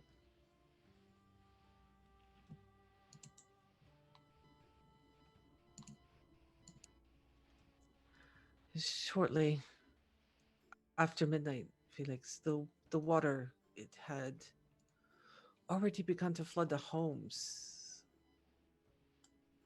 It's, I wasn't asleep. I wasn't asleep like many were. So many people caught unawares. I had moved out onto the balcony. I thought of the home, of my family home. I was home. I went out on the balcony to watch the rising floodwaters, to see how close they were getting. Where were you, Felix?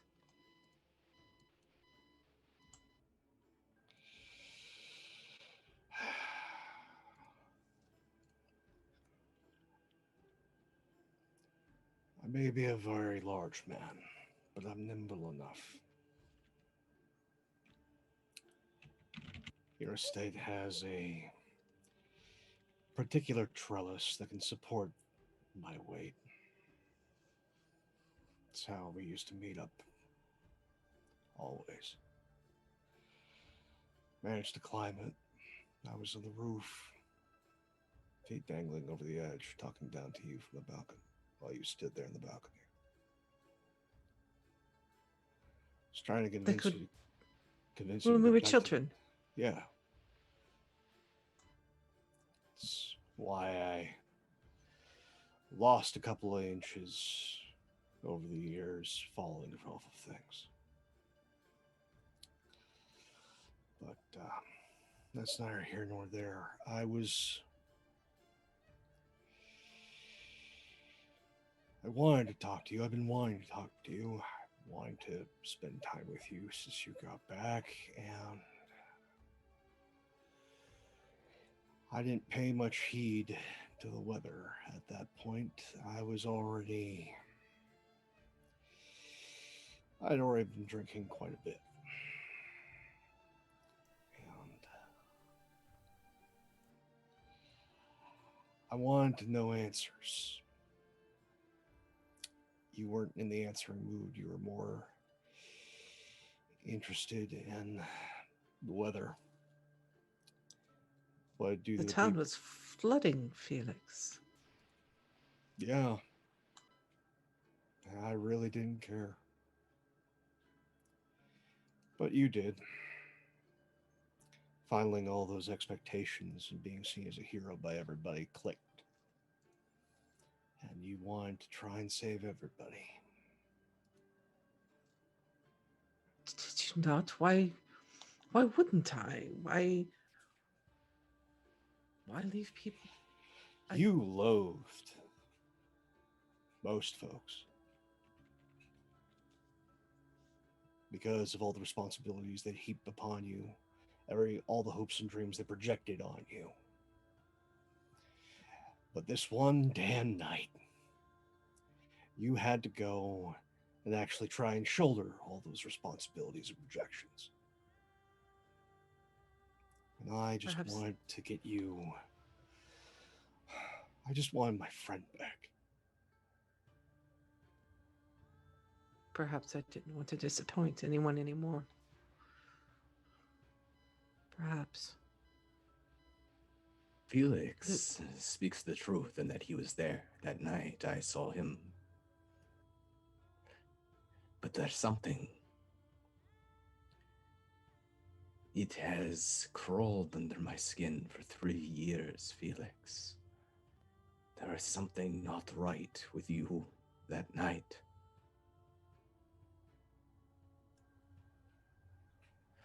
Are we meant to believe that you, in the middle of a flood, climbed up the trellis just to speak with your friend, that you did not knock on the door?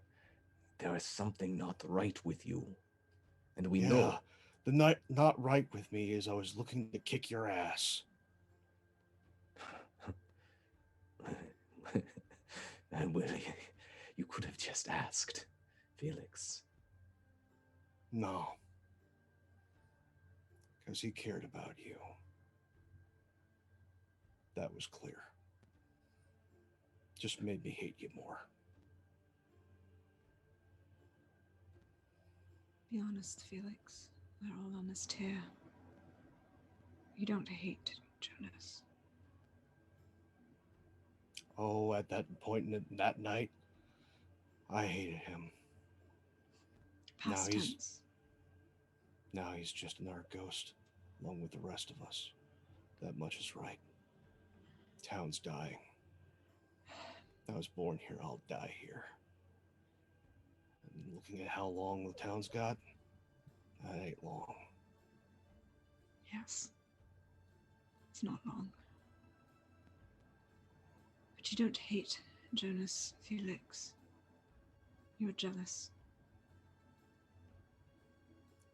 Felt like I got replaced by a prettier,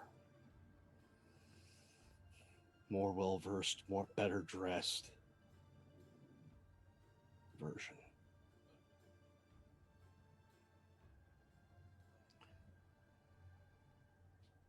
Well, I am sorry that you feel so little for yourself, Felix. That you can't get better. But none of this is my fault, and how you feel about yourself is not my fault. Keep supporting that woman. The two of you changed everything. Felix. She's not here. She's not a problem. She's never been the problem.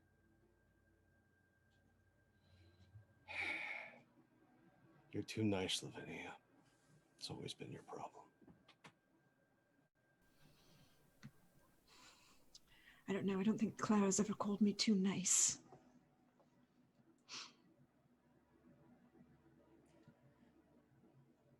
I called you many things. That was not one of them. I'll accept that.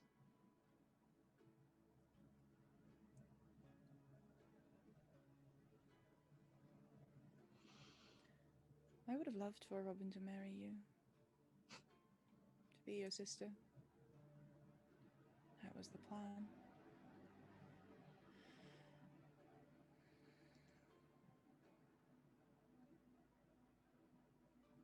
That was other people's plan for both of us. It was neither Robin's nor mine. And we knew from a very long time that we were much better friends than we would ever have been married to each other.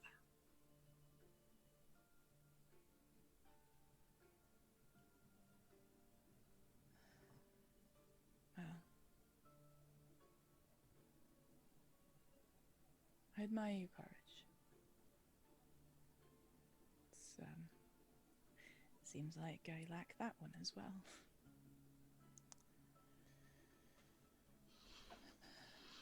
I would like for this to be over.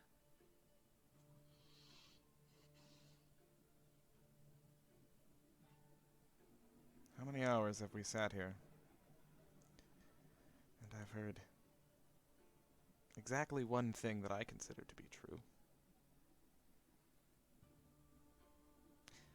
It wasn't Robin's plan to marry you, Lavinia. Though he did care for you. And it wasn't your plan to marry him. That was someone else's plan. All of you, every one of you, and I won't exclude myself, we put expectations on the boy. And now we all sit here, the lot of you, acting bitter and angry because the Robin we had was not the Robin that you had in your fragile little minds. He left to have a life of his own. I wasn't happy about it any more than you were. I wanted him back. I wanted him here, where I could train him, and where he could serve this community that I have served my entire life. That day I accepted he wasn't coming back. I knew. I knew it the day I got the damned wedding invitation. He wasn't coming back. He was gone to all of us. Robin was a ghost long before he died. But that was his decision to make. I wasn't happy about it. But he chose.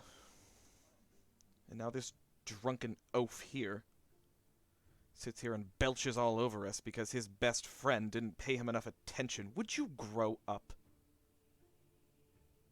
All of you. Really, Doctor? I seem to recall a conversation that you had with Robin that day.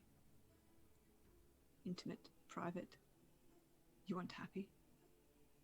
You were sharing your upset, disappointment, adding to his expectations. Telling him what? Everything you just said. That he had to come back. It was what he was supposed to do. Because that was the right thing to do. Because people had expectations. They had plans. You had plans for him.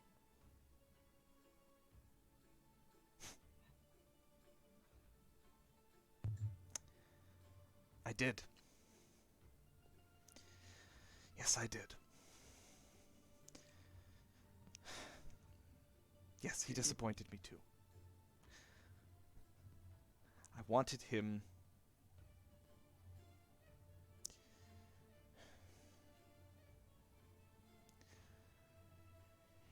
His name should have been on the sign outside my office when mine was gone.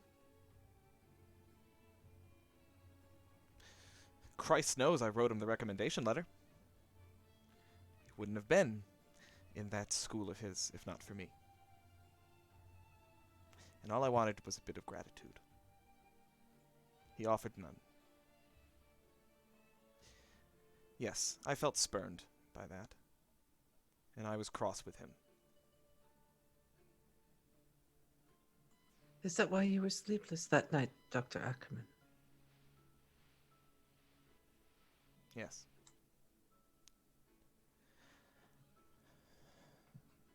I said some things to Robin, to you, that I regret.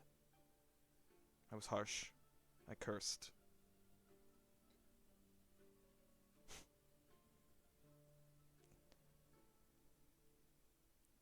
But Lavinia, don't throw stones at me. He loved you, you know. Did you know that, Robin? You loved her. Do you recall our talk? She was my friend. Oh, Robin. It was more than that. Was it? You married up, You all... Robin. And while it took you away from all of us, I was happy for you. You climbed your way out. You were set on a golden course for the rest of your life. But when we talked that afternoon, when I was irate with you,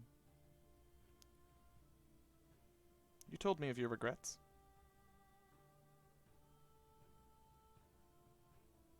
Her chief among Another them. disappointment. Another disappointment. And yet Another again, disappointment. and yet again, Doctor, you do not understand. You see, but you do not understand. What don't I understand? It wasn't me that Robin loved. Robin and I had an agreement. We kept each other's secrets. And I don't know anything about his lovely young wife. I have heard everything everyone else has. I've not yet met the woman of us here. Only Jonas has had that privilege and pleasure. But I knew Robin. And I knew there was no way he was going to be happy with any woman.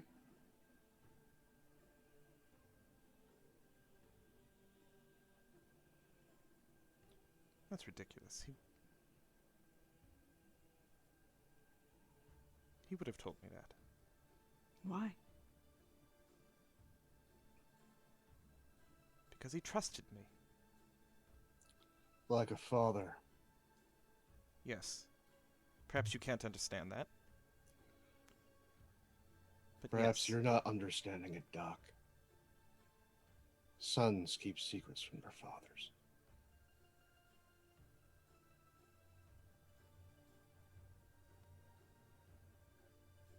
Lavinia, why did you wake up before the flood came? I was waiting. I had sent a letter to my friend. He slipped it in his pocket. Sitting outside the tavern as the storm raged. I was expecting him to come. I had opened the attic window, like we used to do when we were little. And he would crawl across the balcony of his house to kind of swing in the attic window of mine next door. I thought he was coming to talk. I was expecting you.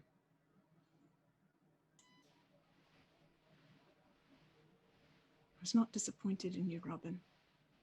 I was hurt. I was upset. I was questioning what I had done to anger you. That our agreement had been broken. I'm sorry.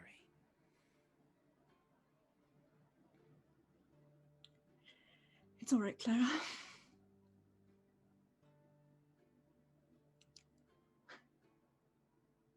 Honestly, of everyone here, Klara, you're the only one I've never felt the sorriest for. Because every one of us might be a ghost, but you're still trapped in that house. I will soon be trapped in a different house, if that is of any consolation. No, I never wanted you to be trapped anywhere.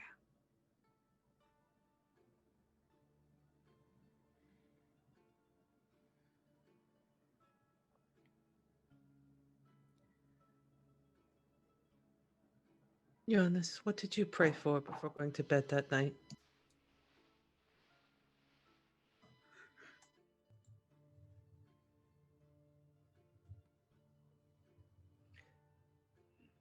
That is something I have not thought about for a long time.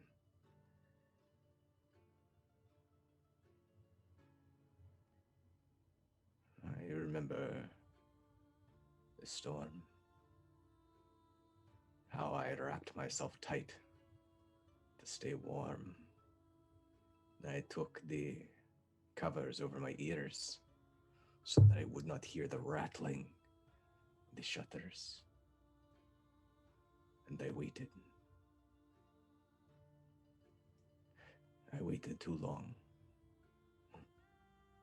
And so I prayed.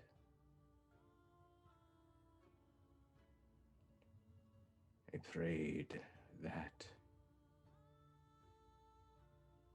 God would help me find a way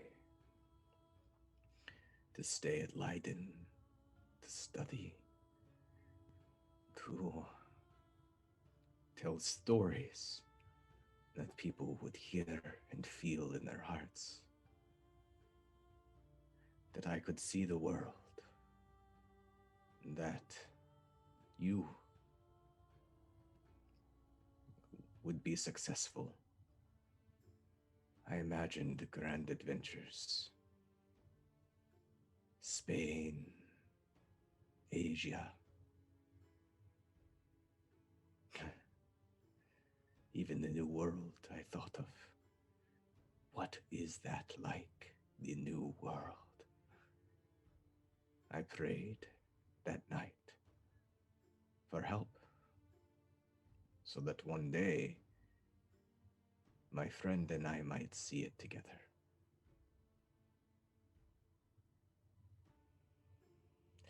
It was only a short time later that the world came crumbling down.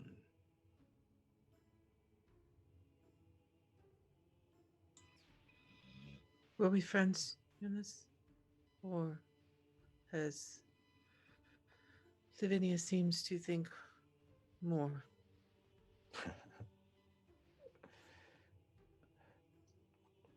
We were friends, Robin.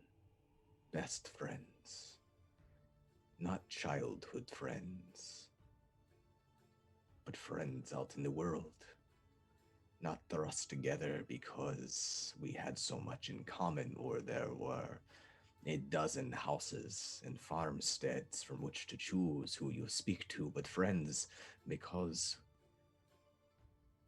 of all of the people at Leiden. A doctor and an actor felt closer to each other than to those they should be close to. including a That is wife. true friendship. Including a wife.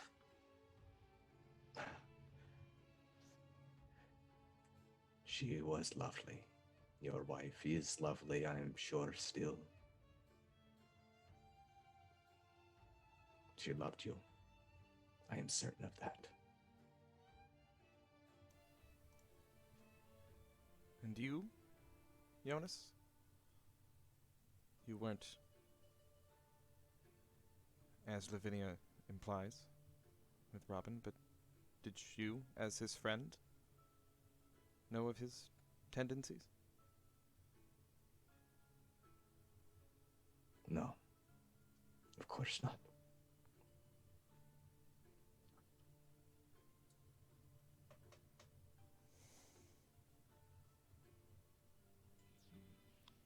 Klara, what were you doing before midnight? As the floodwaters moved in on our home.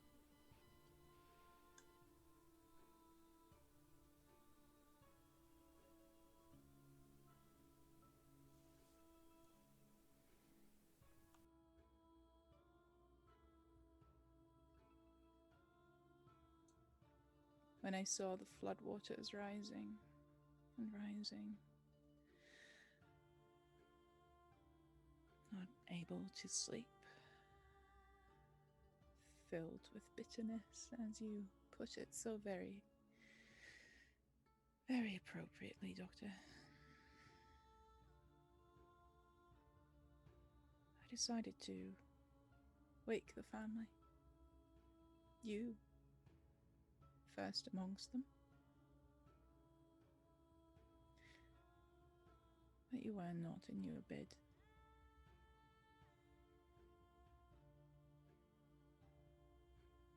She looks at Jonas, hesitates. You were not in your bed. I don't know where you went, where you'd gone. Maybe out drinking with Felix. I woke Jonas, I woke Mother, I woke Father. And we left for the old mill. The only place high enough, safe enough. We were amongst the first there.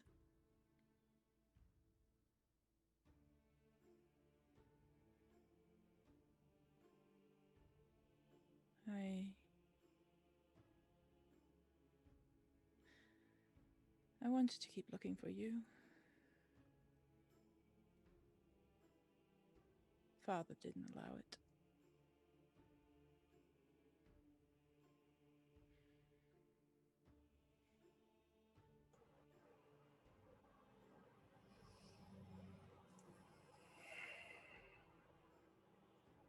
Was on the balcony. Felix sitting on the roof.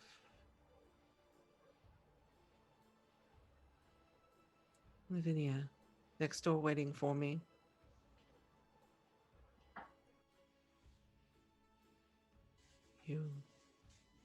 Klara took Jonas and Mother and Father to the old mill.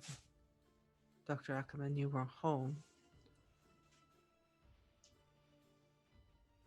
Is that true? Or is it a lie?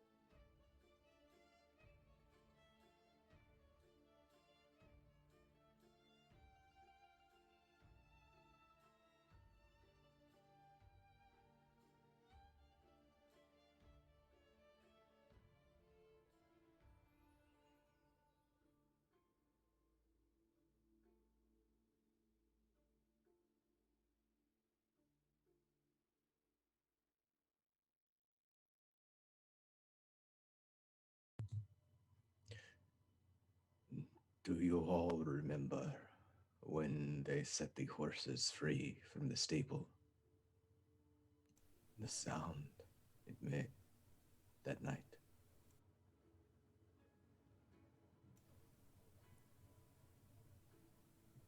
No. I do. They were loud.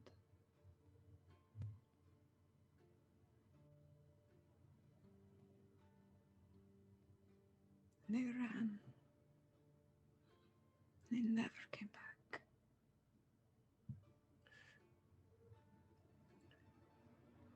And smart creatures, horses, perhaps.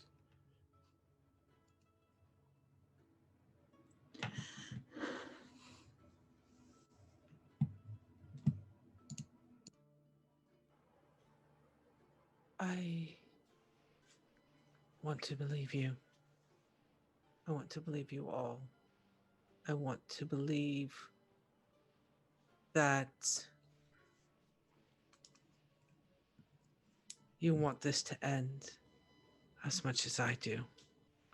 I want to believe that you want me to find peace, that you do not want me to return again and again,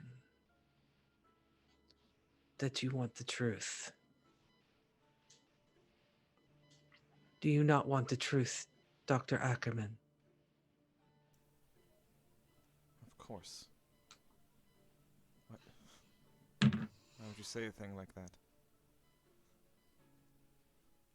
Because you are lying to me, Dr. Akkerman.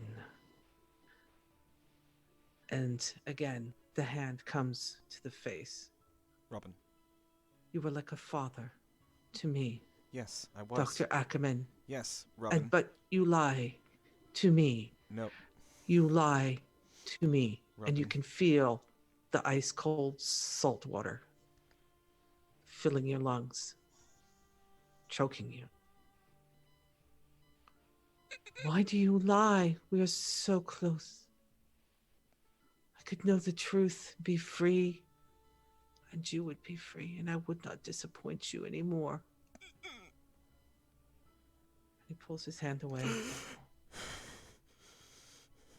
And the good doctor suffers a point of harm.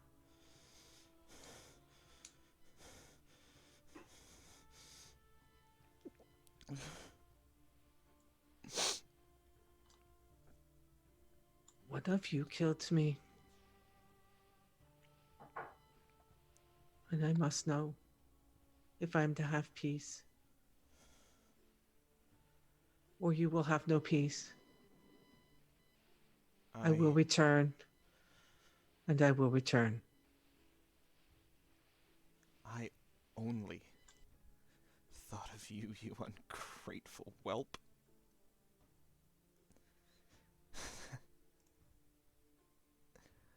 Do you remember where my home is? No, you don't remember anything, do you?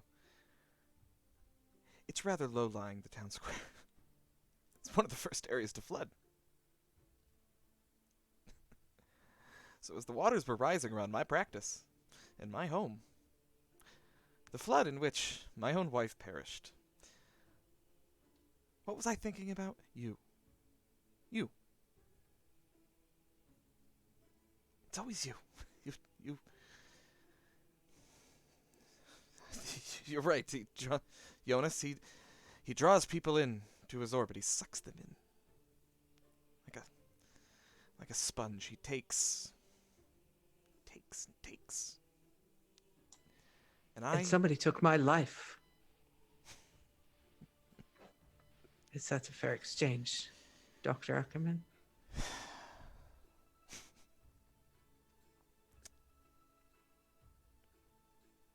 I was so worried for you. I was so scared.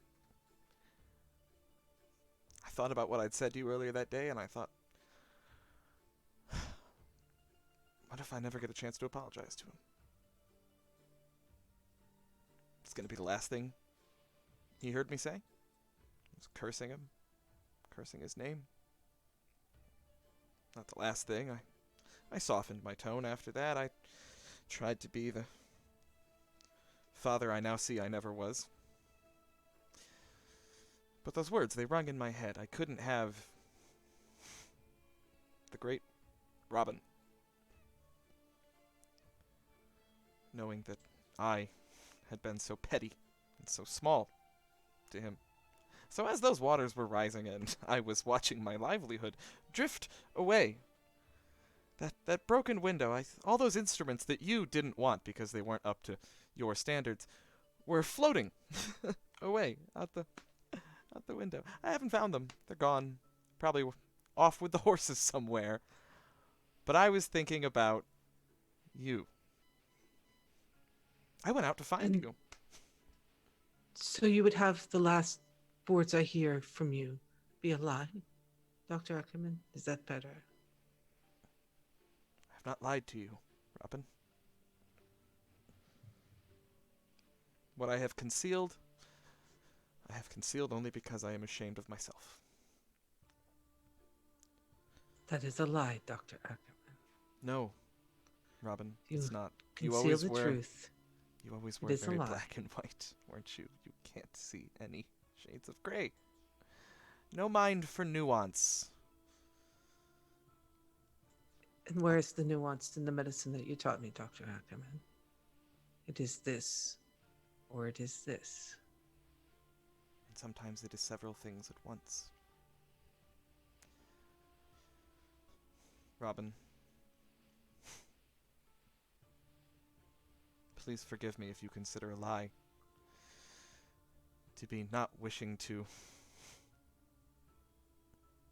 make myself small before these people. But if that's what you want, if that's all that will satisfy you, then fine. It is the truth that will satisfy me, Dr. Ackerman. It is the truth that will stop my return. Do you enjoy my visits? Dr. Ackerman, do you miss me so much that you wish me to return every year? I do miss you! And that's what you don't. And so you Yes! wish me to come back every year, stuck in this own darkness, this limbo.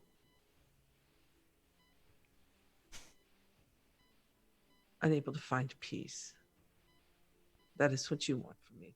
So you can see me once a year.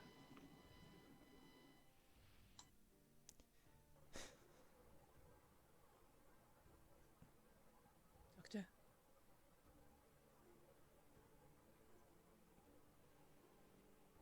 Did you murder my brother? No.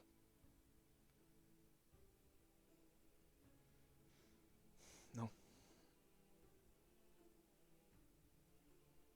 I was so angry with him.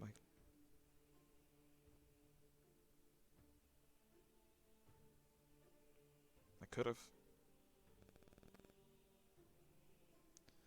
Lord God knows I had enough sharp implements around when he was at my office. And I was so angry with him, I could have taken the breath from him right there, just as he did to me. Just now. But look me in the eye, Klara, and tell me if I'm lying. I did not kill your brother. You know he was a son to me. I did not. God is my witness.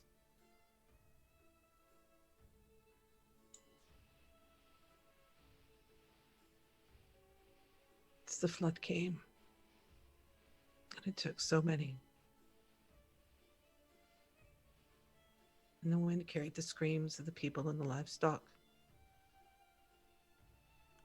I thought that's how I would die too. In the flood waters. Like your wife, Dr. Akkerman.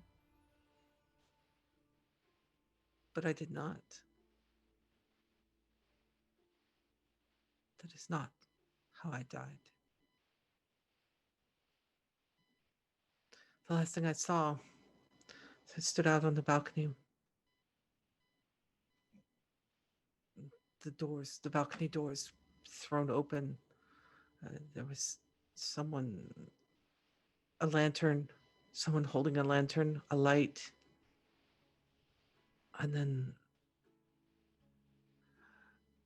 a flash of lightning that blinded me. And then there was darkness. It's been nothing but darkness since that night. Trapped in the cold, in the dark. Pulled here every year.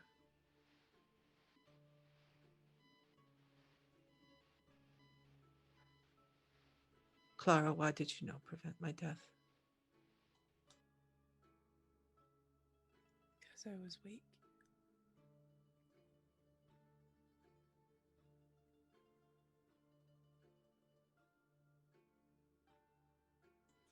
I didn't know where you were.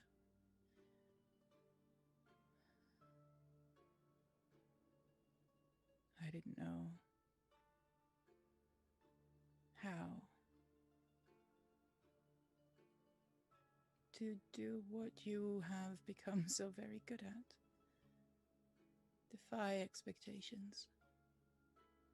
Disappoint fathers. I stood by the mill with mother and father like a child, like a silly little girl.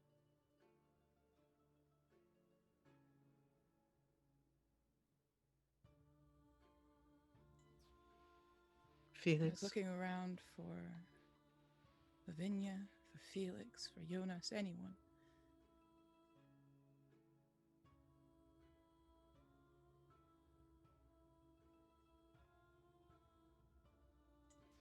One of them. Felix, Sorry. no, go ahead.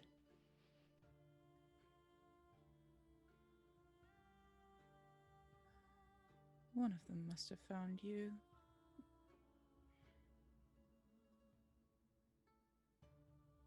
And I will keep wondering for the rest of my life if I could have done something. If I'd only done something.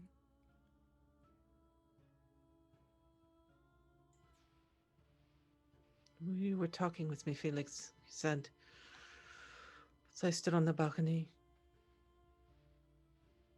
why did you not prevent my death? I don't handle rejection well. No more time for me. You had other business to attend to. You had to go and worry about the town. This one time. Actually worrying about others' expectations. So I left.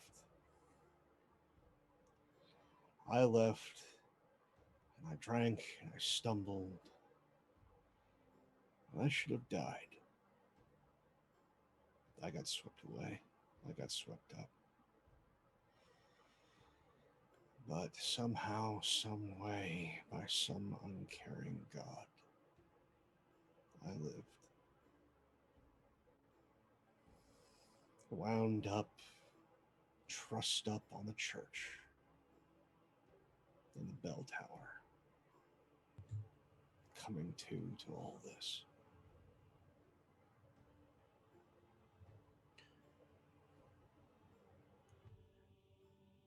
I do not believe you.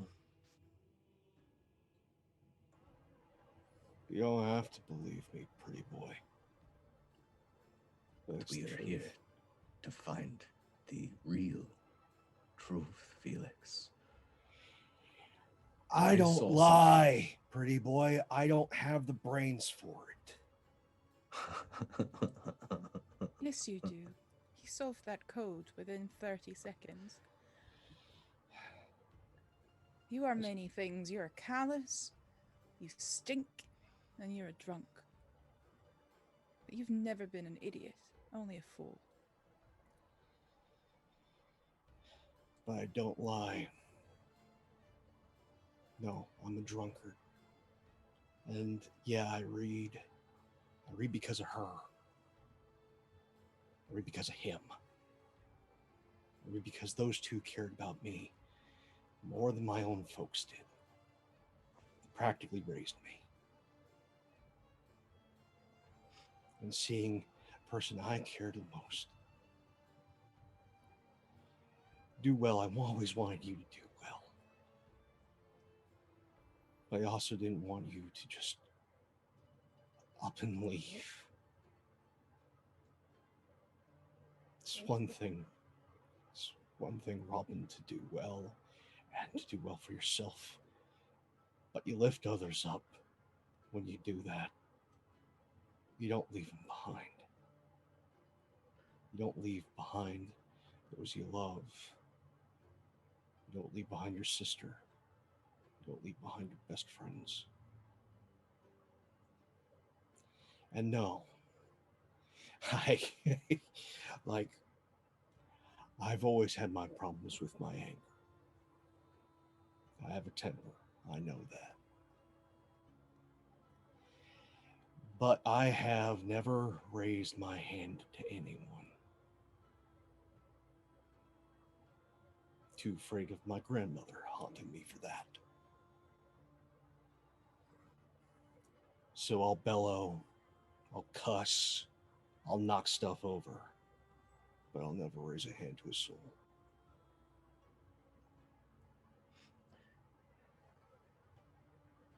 Then you must have seen something, Felix. You must have seen someone.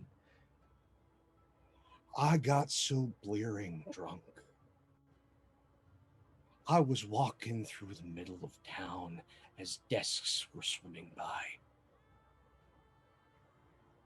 What I saw was a way out, and I didn't bother dying. That's what I saw. I saw a chance to die at the hand of God, and I missed out. And you, Jonas, asleep in the house, the covers pulled up over your head. Why did you not prevent my death? You survived.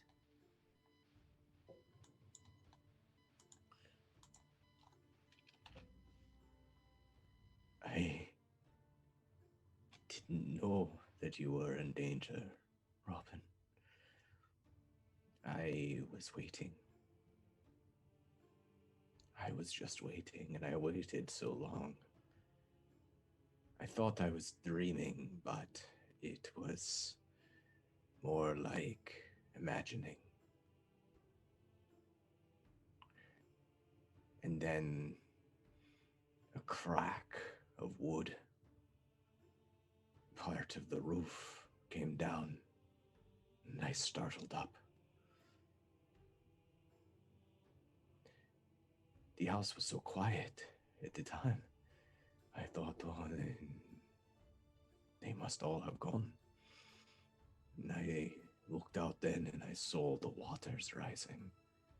I could hear them, like the sea had come in, wrapped all around us.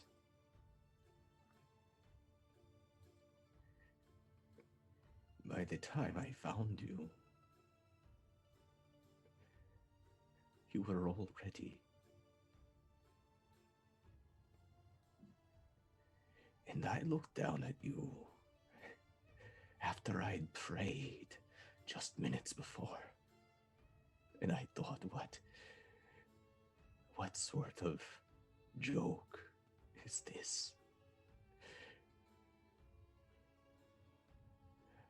I didn't help you because I was waiting for you. What was it you were praying for again, Jonas?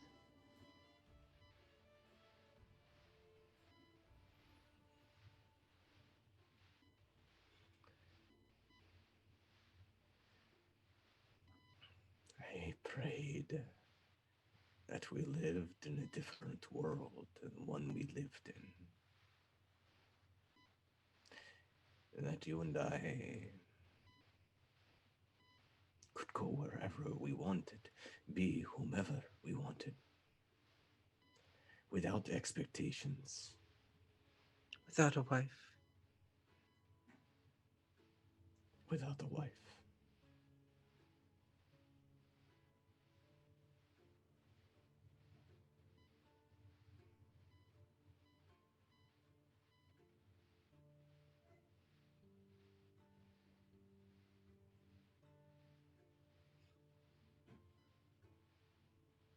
Lavinia,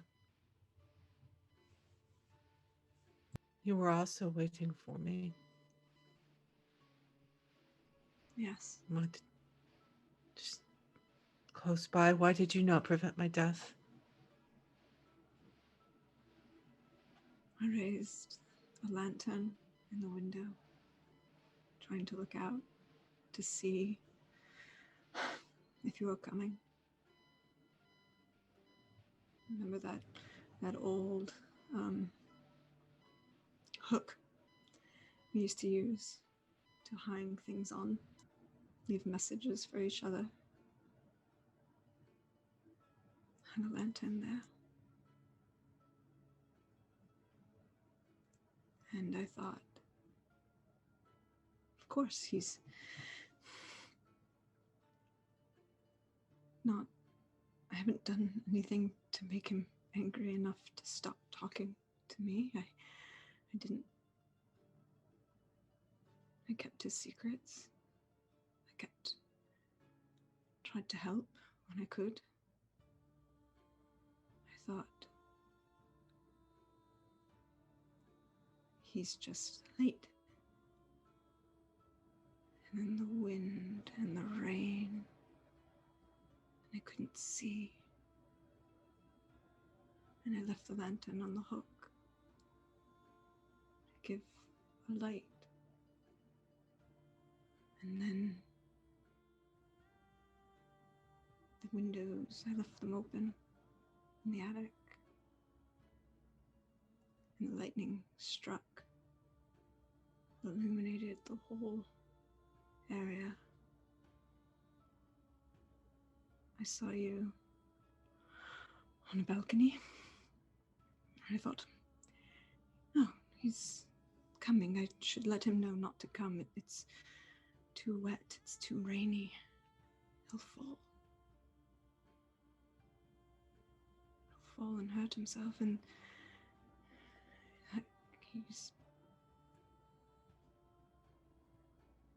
he came home, so we have to talk and know. And if he falls and hurts himself, he won't know anything, and he has to be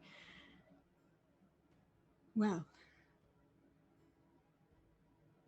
So I went to the window and I moved the lantern back and forth in that old, you know the way, Felix, that old, don't come in, my mother's on a tear and she will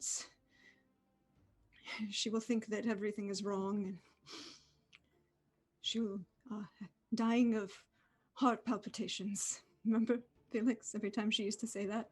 She's dying of heart palpitations. We've scandalized the neighborhood. Once again, yes.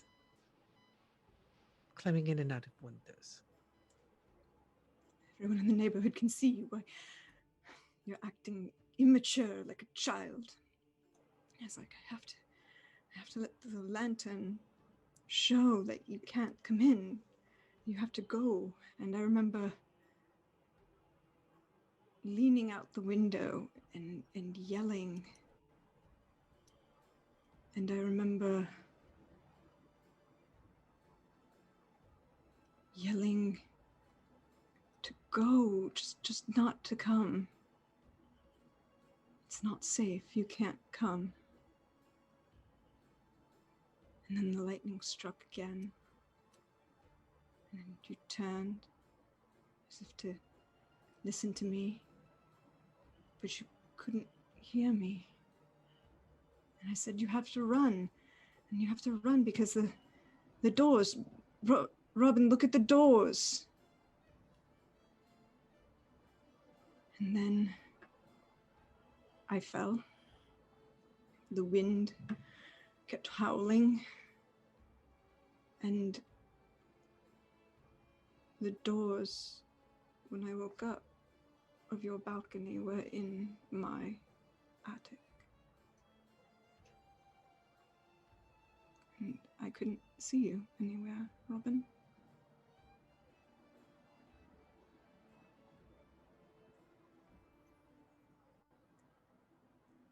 You did not see who killed me? I did not see anyone else on that balcony, Robin. I distracted you, perhaps. Perhaps it is my fault. Perhaps it is my fault. I distracted you, and you did not pay attention because you were looking at me instead of the doors, which is where I was telling you to look. At the doors, Robin. Not at the window. At the doors. Are you confessing, Lavinia? Did you cause my death? Perhaps. Is my question. It's a question I have had for 3 years, Robin. If you are coming back because you paid attention to me shouting at you to close to look at the stupid doors. Are you confessing, Lavinia? Yes, I'll confess that I told you to look at the stupid doors, Robin. Why did you never look at what's around you?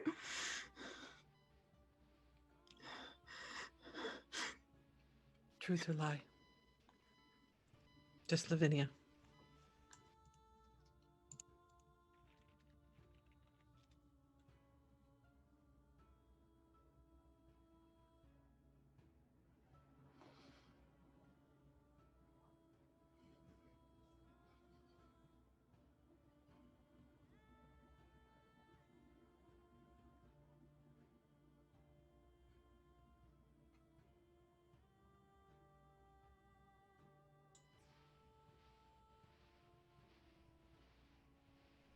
Robin stands.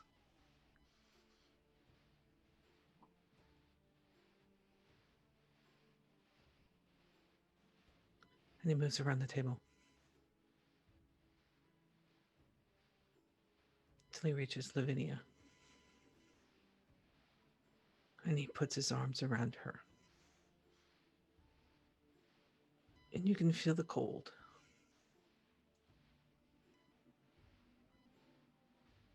And you can feel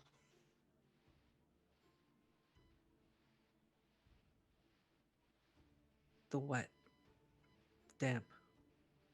You can taste the seawater. And yet, no harm comes to you as he holds you. My friend, you kept my secrets.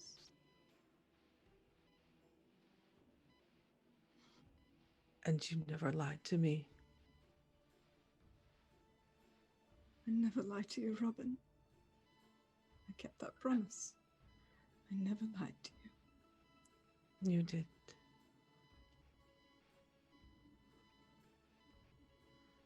And now I will make a promise to you. And I will not disappoint this time.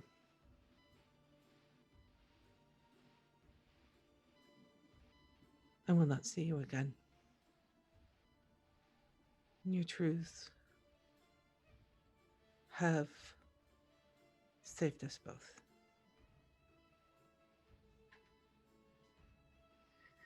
Sleep, Robin. In peace attend thee. Yes. He releases the hug. And he moves next to Jonas.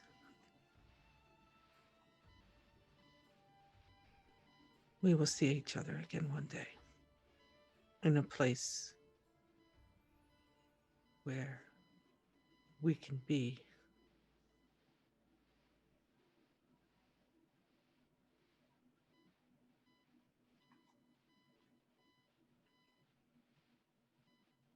Well, hey, if you change your mind, then don't have any plans for Christmas next year. I'll be right here. Always. No. No. Not next Christmas. But one day.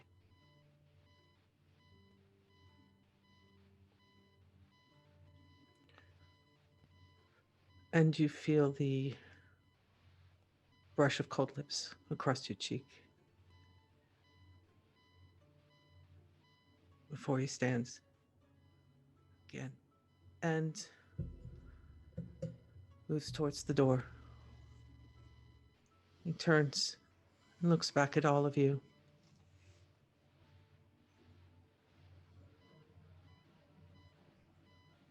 I'm sorry I disappointed you.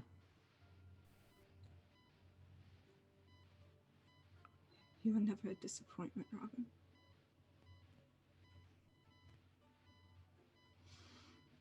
And he steps. Anger-inducing, frustrating, beloved, unperceptive. My best friend, but not disappointing. May you find the peace that I have now. All of you. And he steps through the door and into the night.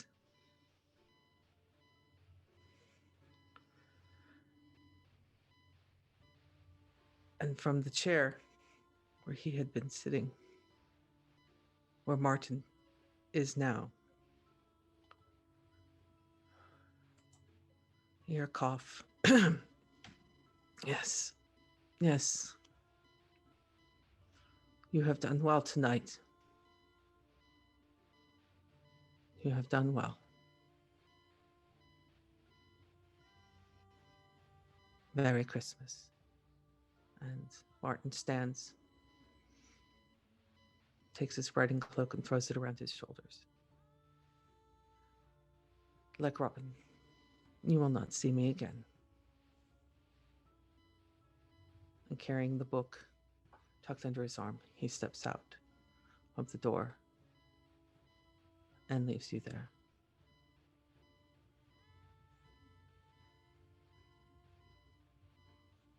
Lavinia is just crying, but that silent kind of crying.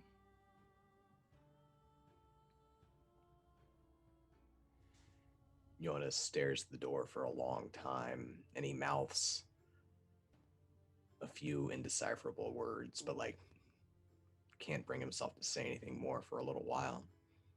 And then slowly, he takes in a little catch breath. He looks over to Felix. And his expression changes. He looks tired. So tired. Felix, would you care to join me for a Christmas ale?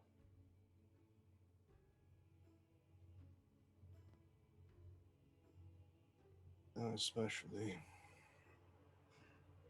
I'd rather crawl into a bottle and stay there. If you'll excuse me, I think I'm going to go and do that. Felix, What?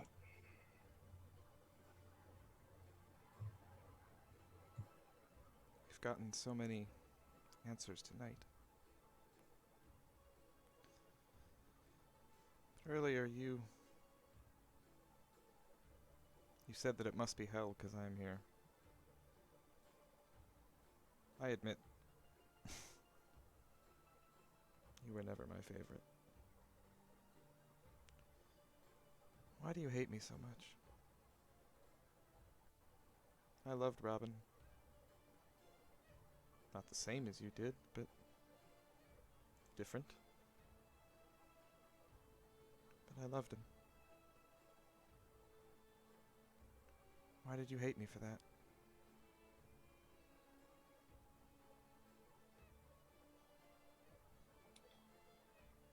all your perception, Doc.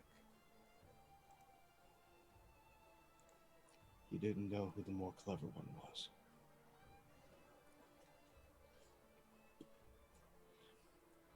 Produces the code book. Sets in front of Dr. Akkerman. Pulls a flask out of his vest. Downs it.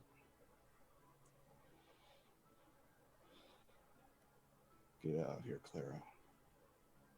This place will just kill you. Besides, it's a cemetery anyway. Now, if you excuse me, I've got a meeting with that bottle. Klara will head over to Lavinia, seeing her cry, and just embrace her, offer her shoulder. I don't think she really registers who it is at the moment, but she'll kind of lean into it as that comfort's offered. It wasn't your fault.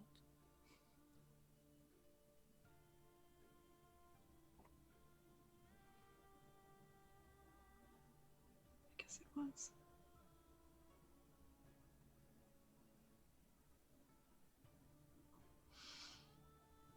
We all Go ahead.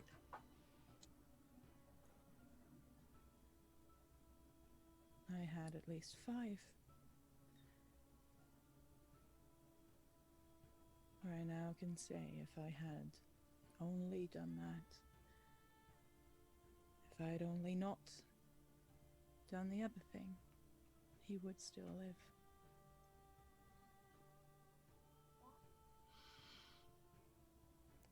If it's your fault,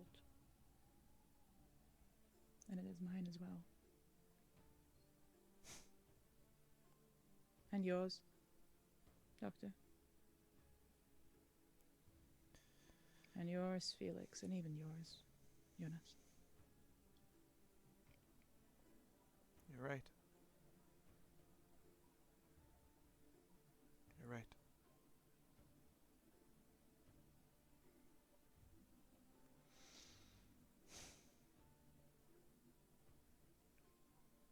It's up And to the midnight us. bell tolls. I'm sorry. I keep doing that to you. I'm so sorry, That's Kat. all right. That's all right. If he keeps haunting us, that will be our fault.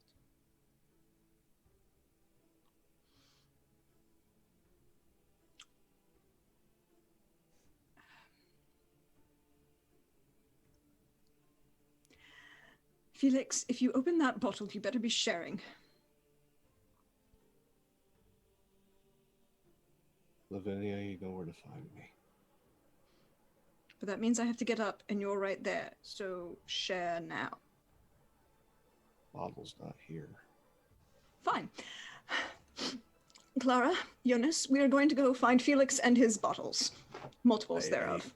I have a bottle of vodka that I acquired earlier today. Just Screw up your on the hill. vodka. I've got cognac. Well, yes, Jonas. yes. I don't think you've been properly introduced. This is my friend Felix. Well, Robin may have been the more book smart of our little cadre of friends. Felix was the individual who was much more better at knowing what needed when, and also possibly liberating things from various ships that didn't necessarily need to have it for an ongoing purpose of time. So don't drink the swill in the tavern, only drink with Felix. That is my recommendation. Felix, if you'll have me. But I know you, Felix.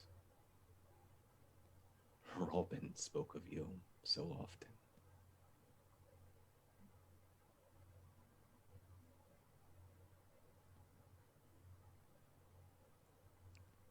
You can come along, pretty boy. But I'd rather let ghosts stay dead.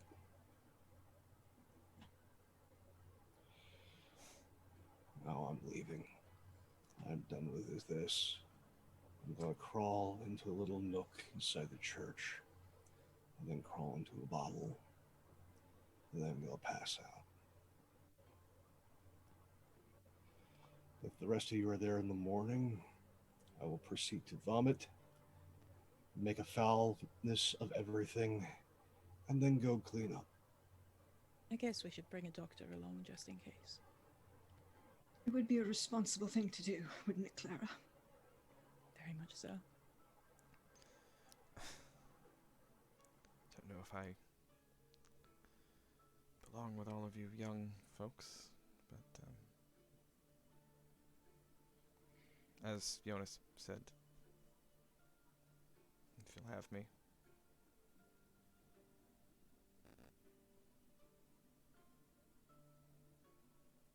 We do. Thank you. Felix stumbles out of his chair, heads to the door, just opens it, kicks off a bit of ash from trouncing near the fireplace off his boots. Pulls his coat and collar up. I'm done waiting. And just stumbles out into the night. And he starts humming.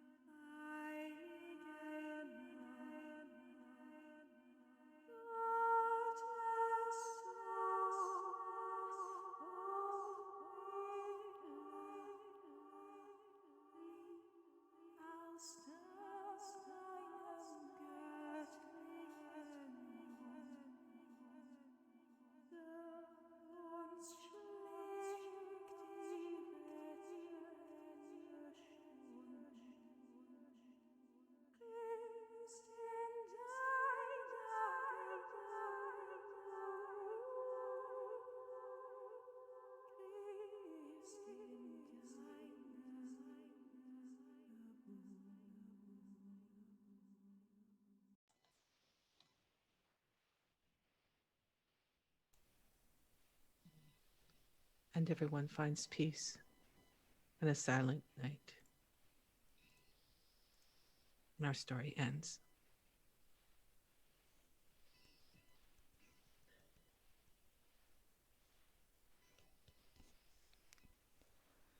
Yo, I did not expect everyone to go out drinking at the end. That has never happened before. Well, you wanted a fun, happy ghost story, not an asshole ghost for once. I did not say fun and happy. That's for sure. That is absolutely to be not fair, what it I was said. fun and happy in that fun and happy sense. Never But the same game twice. it was again so Never. very fucking different. Oh my god. I know. This Lord. was, yeah, I close to 10 times now I've done this game, played it, run it, and everyone is different, and this one held true. It's beautiful. Thank you so much. Yeah. Wow, that was so much different than the last time I did this. Like, night and day from the last time I played this game. Yeah. Wow. Oof. I don't know where to start, y'all. What do we normally say at this part?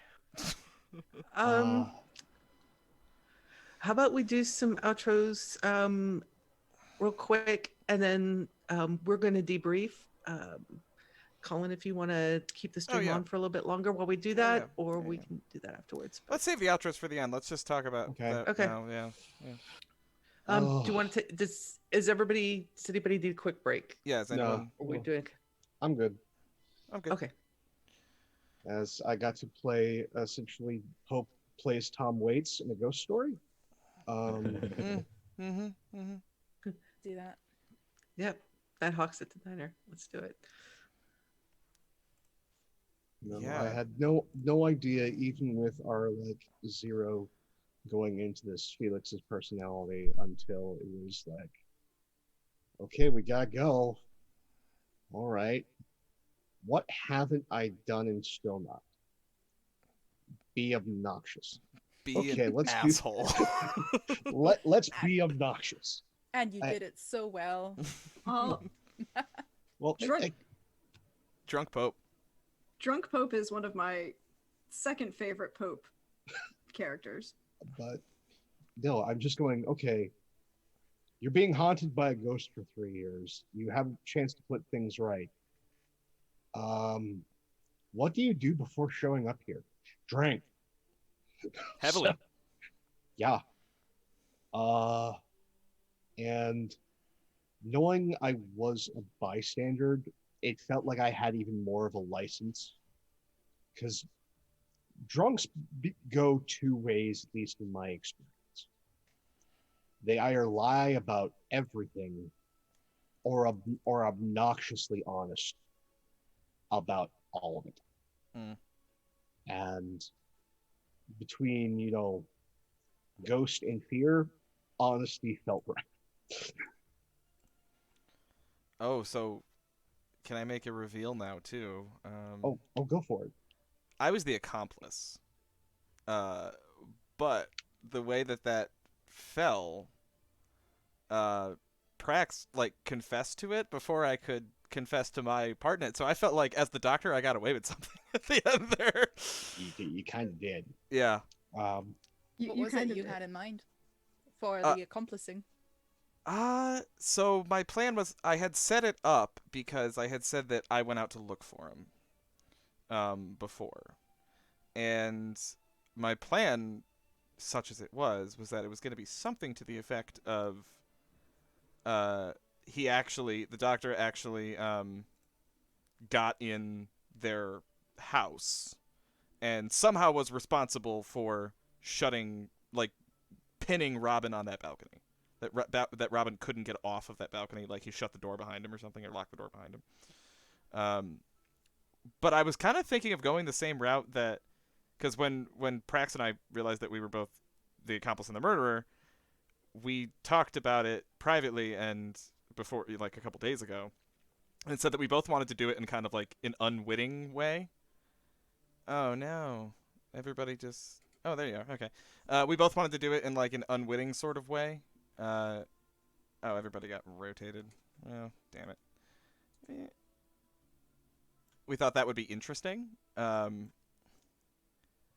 if you're talking, you were muted, but your computer might have had a little hiccup there because your camera switched off as well.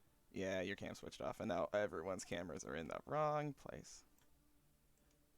wait, and then you were over there. There we go. Got it. Yeah, we both thought about doing it in kind of like an unwitting sort of way. So I had considered something like doctor came by, saw the house was unlocked, went in looking for Robin, couldn't find him, and then I don't know, being a stuffy old doctor, worried about looters or something, like locks the door behind him and locks Robin in there and kills him by accident. I don't know. I didn't have a full plan worked out. I was gonna pull it out of the hat when the time came, but I got away with it. Yay! Good job. Did you know from the very get-go, Deirdre, that you wanted this to be not a murder? Okay, so full disclosure, I've just come off of finishing my 1L year in law school. And my second to last exam was crim. My last exam was torts,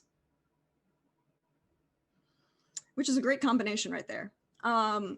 So I wanted to make it, I wanted to see if we could get away with negligent homicide or involuntary manslaughter. And I also knew that if I did that, I wanted to see if I could do the whole game only telling truths. By the way, that's what saved Lavinia. Never lied. Never lied. She had the most sympathy points. Sympathy points, because the way you narrated it, I'm like, that's a sympathy point thing. Yeah. Yeah, I lied a few times in there. She never lied. She always, I went in with this, like, she's never going to lie. She's always going to tell the truth. And so when we got to the point where it's like, yeah, the accomplice could do something, but she got called on first to say, why did you not prevent my death? She hasn't lied the entire time. She can't lie now. So she has to confess now. That's what it was. That's what it came down to, is that you got called on first. That was it. If I had been called on first, I probably was gonna start with something incriminating and then pitch it to you, like, Lavinia, tell them, just fucking tell them already. Yeah. Something like that. But yeah, you got called on first, so confession time. Yeah. Yes, I was like fully prepared to have Lavinia die, by the way, too. Yeah. And that's actually the first time with me running this game that I've had a confession without anyone taking any harm. And I think this is the least amount of harm I've ever dealt. That's true, yeah. I think I still, yeah. But yeah, this is the first time that a confession did not result in the murderer taking harm, or the killer taking harm, as it were. Yeah, the negligent killer. Yeah. So I'm curious, because like the bulk of us have experience with this game, but Dawn, this was your first time playing. Yeah. What are your impressions? I loved it. I had a lot of fun.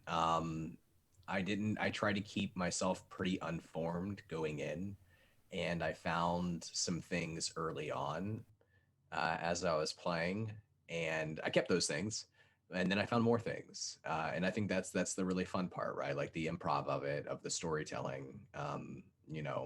Nobody knows where it's going entirely until the very, very end, which I think is a really cool mechanic. I think it does it really, really well. And I liked it. Yeah, I would absolutely play this game again. Super fun. I also I have a personal, I have a thing for werewolf style games. I love that kind of social game in general. Find so combine the traitor. that with yeah, exactly. I love that kind of game. And so to do that and also combine it into just a super moody ghost story at the same time, very, very cool. I had a great time. Like that? Go for it. I was about to say, it's yeah, this is the first time I played this game, and it was a lot of fun to do. And I want credit. I got through the entire game without doing the werewolf drumming, even to myself. That's what attracted me to this game the most, is the lack of drumming. Well, that too. But it's the ghost starts out knowing nothing other than name, age, and as the facilitator, I know nothing. I know the minimal information, and so it's very much a collaborative storytelling process more so than just any other game I've ever played in which, as the facilitator, I'm um I'm as much part of that process almost as the players are, in but it's a very reactive instead of proactive storytelling.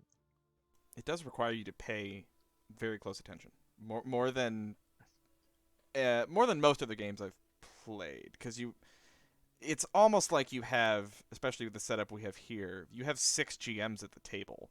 I mean that both outside of the game, but then also in this game. Everyone is kind of a GM, and everything is being built in scaffolding where you're just layering on top of whatever the last person that talked said, and that you have to build a consistent fiction for the world. And you do have to keep your ears open all the time to be able to do that. It's level of trust as well, because it's almost by necessity that you have to make decisions for other players with questions like, you why did you ignore Lavinia? Why did you ignore Klara? That is baked into the game. Or in the case that I had is, okay, we're all sleeping in that thing.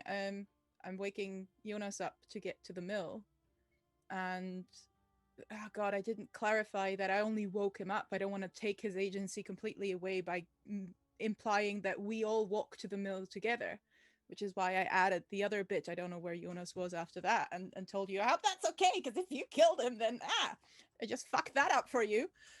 But that's the sort of thing that is an interesting challenge, B, creates awareness for agency giving and taking, and C, also creates a necessity for this kind of communication, like, hey, I'm sorry, is that okay, do you need me to do something else or clarify, or I hope that's, that's the sort of stuff that is such important training grounds for GMing, which is why I will, till my deathbed, champion this game for GMs to play in, because you can't plan, you can't over prep, because there is no prep, and it forces you to become good, or at least to do what is, in my personal opinion, the things that make a good GM. There's so much listening that goes on. Not only listening, but like reading people.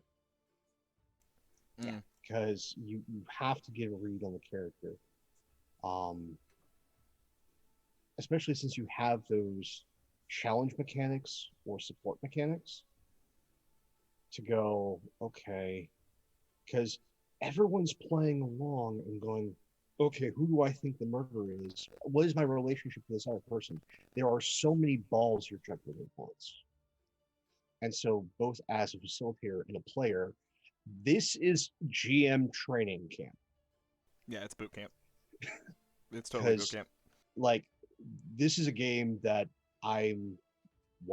once this madness is all over, I'm going to play with my students and set them up to play it, and just sit back as a teacher and go, like, one of you's going to be the facilitator, the rest of you, and just watch and be able to take notes, and then with that debrief going, that was awesome, here's why, that was awesome, here's why, because everything that you're doing here is also what I stress in doing any sort of improv prep, or especially if you're doing anything live on stage, because this is precisely the listening, receiving, all active needs to be done, is baked into this game. There's no getting away from it. That's the thing about active listening too. Like, if you talk about if you've ever heard the phrase, it gets thrown around in theater a lot, but active listening, it's not just the idea of listening to the words of somebody else. In TTRPG, it's listening to the character, like trying to see their story through their eyes. And if you can do that in the meta, if you can see where that player's trying to go, then you can help them. you know. And there's a really good moment, like there's a moment like halfway through the game where I was like, oh, okay, I get Jonas now. I see, like the pieces kind of clicked for me. And I think Prax as Lavinia saw that, and there's like a moment between the two of us, and I saw a bunch of that with other players too throughout the game, sprinkled in, where even if it's not said, that we're all the game. I think the mechanics force you to kind of try to do this. We're all trying to figure out the motives of the other characters, because like as a person, I want to know who the killer is. Like I'm trying to guess, like I'm trying to figure it out as we're playing. And so as you're doing that, you're kind of figuring out who they are and where they're going, and then the improv mechanics, the yes and mechanics are going to build off of that, and you can help them get there. You can help push people, and people will help push you. I think that's really, really cool. It's really unique. Yeah, I noticed that I felt like I had that moment too, Don, though. I think it's around so like background, I don't know if we said this, but like we all have a secret here. Like we all saw someone do something and were seen doing something, and we all got call outs. And I find that around the time that the call out happens against you, I mean that for any player, but with the moment someone says, "Hey, I saw you," that felt to me like the moment, because I got called out by Lavinia. That felt to me like the moment that it's like, oh, she's figured me out. She kind of, just like you were saying, like someone has found the core of your character to a certain extent. They have sort of sorted out the way you operate, and therefore has found the perfect moment to throw in the dagger. And I totally felt like, I don't know, maybe 2 hours in, Dr. Akkerman got found out for like the jealous little shit that he is. And I felt the judgment, and I loved it. Like you were my boat right till the end. My brain right to the end believed it was you. Okay, let's go around, like, because here was my impression. Like, just game start, I was immediately going, because it's my instinct, Don's guilty. But soon as Klara was looking guilty, I immediately knew that Lydia was innocent. And then I went, okay, so I don't think it's Dawn. I definitely know it's not Lydia. That leaves Colin and Prax. Colin's too quiet to be guilty. Prax is it. Because when Prax is quiet, she's guilty. When Prax is loud, she's not. Not necessarily. But hashtags bar cheat. But no, that was my process. I want to hear what everyone else wants. Well, I knew, so it's not fair, I guess. But yeah, Don and Lydia. I didn't really know. No, I think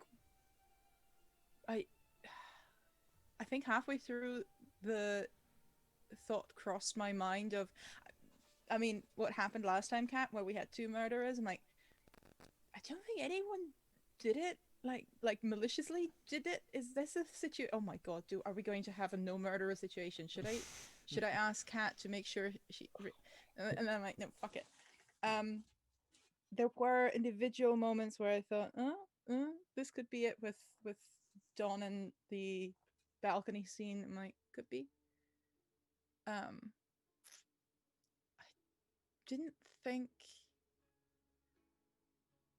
didn't think it was gonna be Lavinia because of the whole, basically the beard subplot that you had for each other there. Oh yeah, that was a new one. Talk about that was building on stuff. That was not talked about in session 0. That just came out.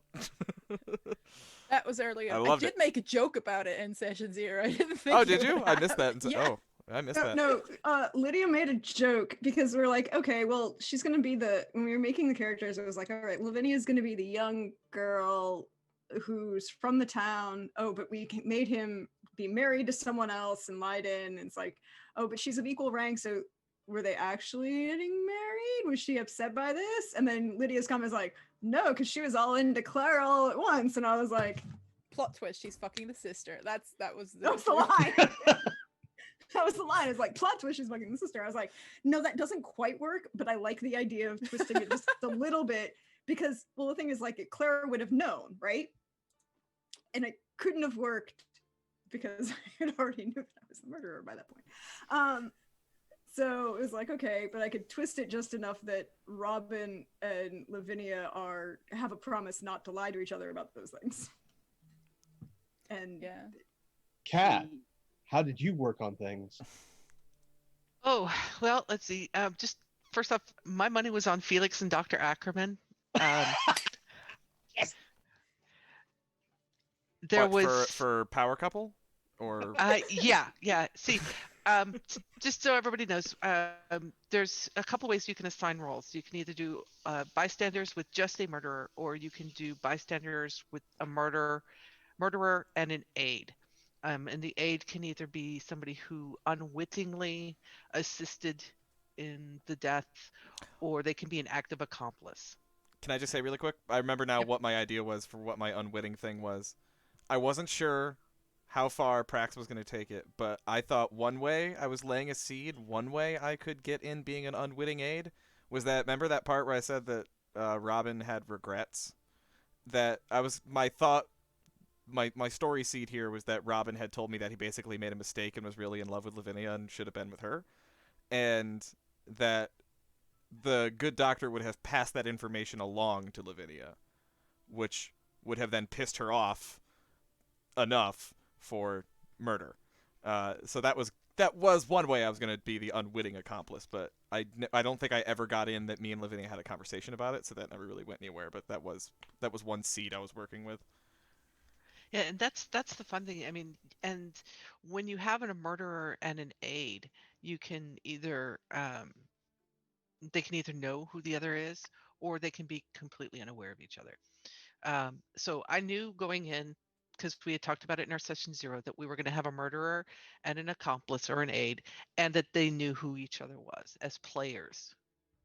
And so, that's kind of where I was clocking. I was trying to okay, who's going to make sense as a combo? And Felix and Dr. Ackerman, to me, were setting up that whole kind of combo thing, in that they were very careful to never be in the same place. Oh, I hadn't thought of that, but that's actually a fair point. Yeah. We Yeah. all had alibis apart from each other. Yeah. Mm-hmm. And again, clocking lies. It's by this point, as the facilitator, I knew who had been telling lies and who hadn't. By the way, my dice love you all very, very much. You're welcome. Because you put seawater down my throat. Adorable. I'm good. Thanks. I Yeah. lied a lot. Yes, you did. And my dice loved you. My dice loved you. never caught Jonas. And what's even funnier is when I rolled to deal out harm after a lie once the ghost realizes that they've been lied to, which is what the dice tell me, I then roll randomly to see who's going to take the harm. Both times it randomly ended up being one of the individuals who told a lie that was caught, which that's one of those, wow, okay, the universe works, and I wish James Randi was still alive because I'd be looking for $1 million right now. Klara lied? Klara, you lied? I lied a lot, yeah. Oh. Yeah. But I lied a lot by omission and by bending things into a lie because of a false sense of propriety and partly hurt sisterly feelings, but mostly this is not something we should discuss here. I mean, she's been living with those parents as well. She's been living in that house as well. Yeah. And not getting out, that fucks you up. So Can I give a shout out to Robin's wife, who managed to get through 4 hours of gameplay and never get a name? That was Kept wondering, is it gonna happen? is anyone? I kept wondering. I really was. I feel like that was massive bystander effect all around. That everyone was thinking someone else is going to come up with a name, and then no one ever did. I in my mind, Felix would never deign to say her name. that makes sense. I went with I went purposely with the thought that Lavinia is too well bred. She hasn't been introduced to this woman. She's never been introduced to this woman. She never even got an invitation to the wedding. She can't claim to know who she is. All she knows is that she's Robin's wife. So she's like, and anytime anyone else is going too far into the let's curse her out, I was like, no, he's our friend. We don't know her. She could be nice. She could be very nice. I guess You're it falls the on worst like part. I guess it falls on me and Don because Don was at the wedding and I was invited, so I Yeah. at least know her I name. was there as well, but Never went. Oh yeah, you were at the so Yeah. okay. But Klara was desperately trying to move away from that, especially at the point when it was still very much. Let's all be friends here. Let's all just go through with this. And Also, I can't So- talk shit. My Just wife didn't brush get a under name the either, carpet. so yeah, Yeah. you just killed her off like that. Just they clearly didn't have a happy marriage. That's all I'm saying. It's Oh yeah. Robin didn't know her name because she wasn't at this table. The fact that he wasn't haunting her and visiting her took her out of that who's important to him. Yeah. And it's these 5 people at this table. That's who's important to him. These are the people he's coming back to every year. Aside from the fact that his best friend got him killed. Yeah, but that's debatable. that's what so he didn't at this point he would have forgotten her name. She wasn't important to him. The people that were important to him were at that table. Well, wherever you are, Robin's wife, we're thinking of you. And we No, hope we're you get a not. name someday. She's She's moved a on. countess. Yeah. She's a countess. She's doing great. She's fine. She's fine. She's an moved on. aristocrat. She had a year of mourning, out of the widow weights, right straight into another arranged marriage. Yeah. She got a 1-year vacation from having to deal with courtiers. Yeah. Sucks though. She's not gonna. I mean, he was. Well, nah, they were middle class. She didn't even get any like good inheritance or anything from him dying. Oh, Probably. like nothing. Yeah. Yeah, it was a 1-year his- vacation. The dowry that he got went straight into his fees. Mm. Oh yeah. And probably something for Jonas. The university made out like a bandit in all this. That's who won. The real winner here is the University of Leiden. Yes. Yep. Oh, And I Lordy. love the way you guys were keeping that relationship subtle between Robin and Jonas. And I think Robin as speaking as a facilitator, I was aware of it. I was picking up on it, but it was like, when is it going to be the right time for him to do that? Because in playing the ghost, there's always that distance with the spirit. They've left the physical world behind. Those things are not important. What's become their driving force is to find peace, to not be called back every year. And so it's a balance of what threads do I follow? And you guys were dropping threads all over the place. And I was like, I need to pluck on this one and I want to pluck on this one. And I'm making questions up on the spot because y'all were dropping so much fun stuff. It was like, oh, I need to know more about that. But what is it really that he's going to be interested in? What does he want to know? Yeah, that was totally a bunch of GM brains that were just throwing Oh, yeah. breadcrumbs everywhere. Yeah. Oh, yeah. I had with a waking up thing. If it had gone into any specific direction, I was like, ooh, maybe she found when she woke up Jonas, he was actually in Robin's bed, and just Oh, I thought that was gonna happen. That was the thing that was Totally implied. thought that was gonna happen. That was totally implied. That was It my wasn't headcanon. stated. It was implied. Yeah. But Yeah. that Yep. would have, if any one of you had gone, hey, just fucking come clean with the relationship between you two, that would have been my sort of cherry on top to cement that. But then, yeah, like you said, everyone was so. I like how restrained it was because Yeah. it was another note in the chord, as it were, because we had this one specific note of the death. That note is certain, but implied relationships add a layer of tension and the specific kind of tension, as opposed to things being in the clear. That level of deniability makes it so that there's always this tension of, at any given moment, are they going to force the issue? I did ask Janos point blank at one point. You did. He lied. You lied. lied, Yeah. like a and he child. lied. And that's the Yeah. thing is, it's 1720. Yeah. To begin with, and B, like, he has nothing. He has no money.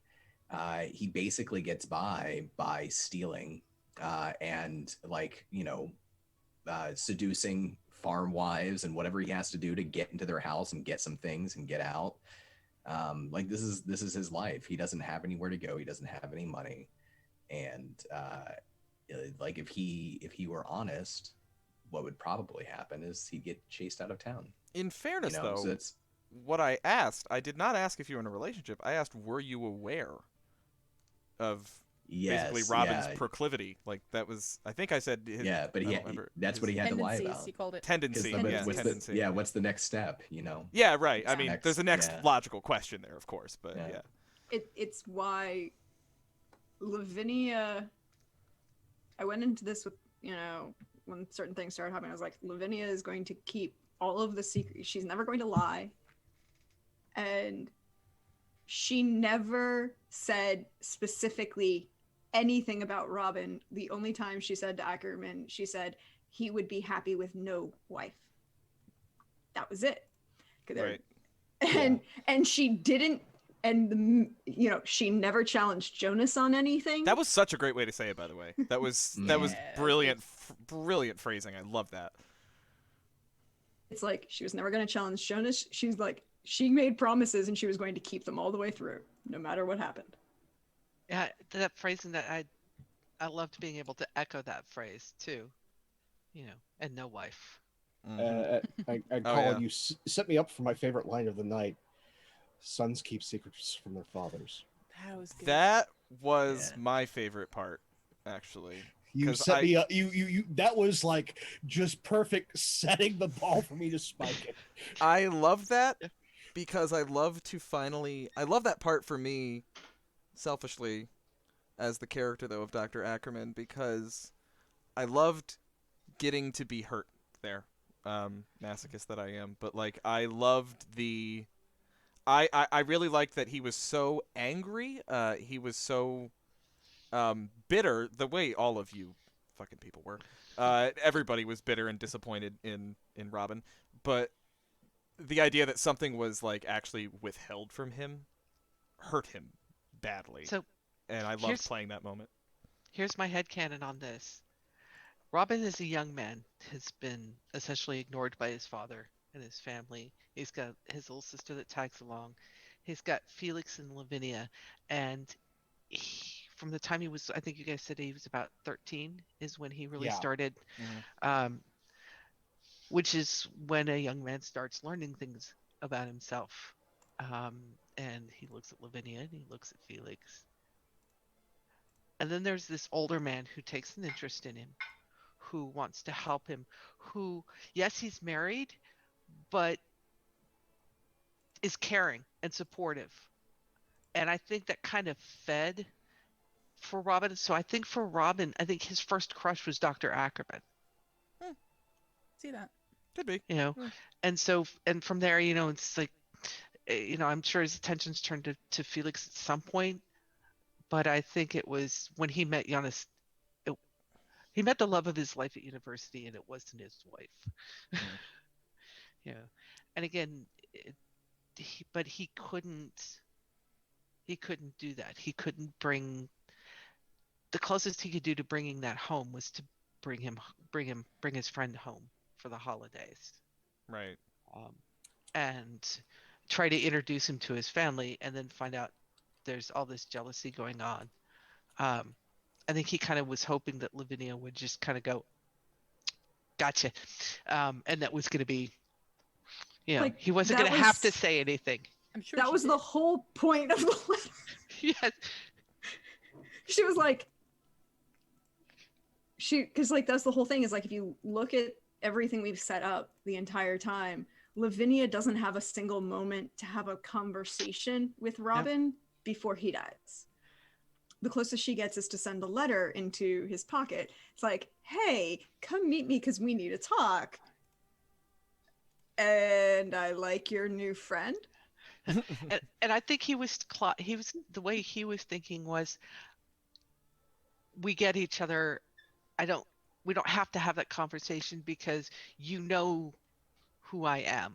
You know me. So we don't have to have this conversation explicitly. You've gotcha. Yeah. Okay. We're good. Type thing. Oh yeah, it was all a gotcha, but it was also like, I'm still gonna have my moment of okay, but why did Felix get invited and your sister get invited and everybody else get invited to this stupid wedding? But because how would your mother have reacted? Yes, but she wanted her moment of being upset with her friend because oh yeah, she had to put up with being she had to put up with being like everyone in everyone in town acting like she had to be upset, but she can't be upset because he married up. So it looked jealousy. So she's got this everyone else looking at her. It's like, okay, good, you found the love of your life. Now spend 2 seconds letting me be mad at you, and then we can get over this shit. And then I can sit here and listen to you talk about the love of your life. It's fine. And then we'll have a drink and you can introduce me. And I think, for Robin's coming back and he's like, he's coming back with this man that he wants to introduce to his family, to his friends, to the people that mean so much to him. And he immediately gets hit with a jealous friend, another friend who's going, okay, we need to talk, Dr. Akkerman. So he's getting hit with all of this. You're a disappointment to us in some way. And he's like, but I'm sorry for my friends. Yeah. Poor guy. All right. Well, that was fantastic, and I loved every minute of it. Thank you all so much for being here. And before we sign off for the night, let's go around and do our little outros. Tell us all where we can be found in the weeks to come. And let's start. Let's start with the woman of the evening, with Kat herself. Kat, what's up? Oh, hi. Kat at Clerk of Cord. I've been drinking. I've been playing, rolling dice, and I've been playing games on the internet with my friends tonight, and it has been everything I could have hoped for and more. And I want to thank you all from the bottom of my heart for for sharing this experience tonight, because you are some of the best storytellers out there, bar none, and there's nobody better. And I love you all very, very much. Where can you find me? What have I got coming up? Let's see, I've got no more Octung Cthulhu. I'll cry about that later. Wednesday, I will be, the 23rd, I will be over on Stalwart Initiative doing some Eberron D&D 5e. We've got a couple more sessions that'll be picking up before we'll be taking a couple of weeks off for the holidays and then picking back up for a few more sessions in January. And that's pretty much it. I'm not doing much streaming for the next couple of weeks. Just a bunch of laid back, relaxed home games. But sounds great to me. Stuff coming in January. Can't really talk about it just yet because things are still a little up in the air, but we shall see. Thank you again, everybody, for coming. Go check out this game. Go give Petra Volkhausen a follow. And happy holidays, and may your nights be silent and holy. And I did just drop Petra's info in the chat, and also a link to buy Stille Nacht if you'd like to give it a go. All right, let's go top right now to Pope, my man. Hey everybody, Pope here. PopeWorldBuild on Twitter, PopeWorldBuild on the Twitch. I lurk in all your streams. If you want to see more of this ridiculous face, you get a couple of opportunities during this holiday season. Wednesday, 3 p.m., follow Black Cats, the spy game, Hex Crawl. You get to see me be absolutely terrible and maim people for funsies. And then something completely different, Sunday, After the holiday, 9:30 Eastern on Matev7's channel, we get back to Sunset City in Masks, where oh, doomed are fun, especially when things start coming all too soon. Are you a doomed? So, oh no, Oh, it's not me. okay. I don't have to face that. I've died. I came back. It's all Yeah. good. Is it No, Celeste? I see Celeste in yeah, chat. Celeste is our doomed. There's always one. LD Party Crasher. You want to tune in for her story. You want to tune in for Polish Christie and Isla Hinsky, who has just become the new keeper of the House of Mystery, and all the terrible things that come from that.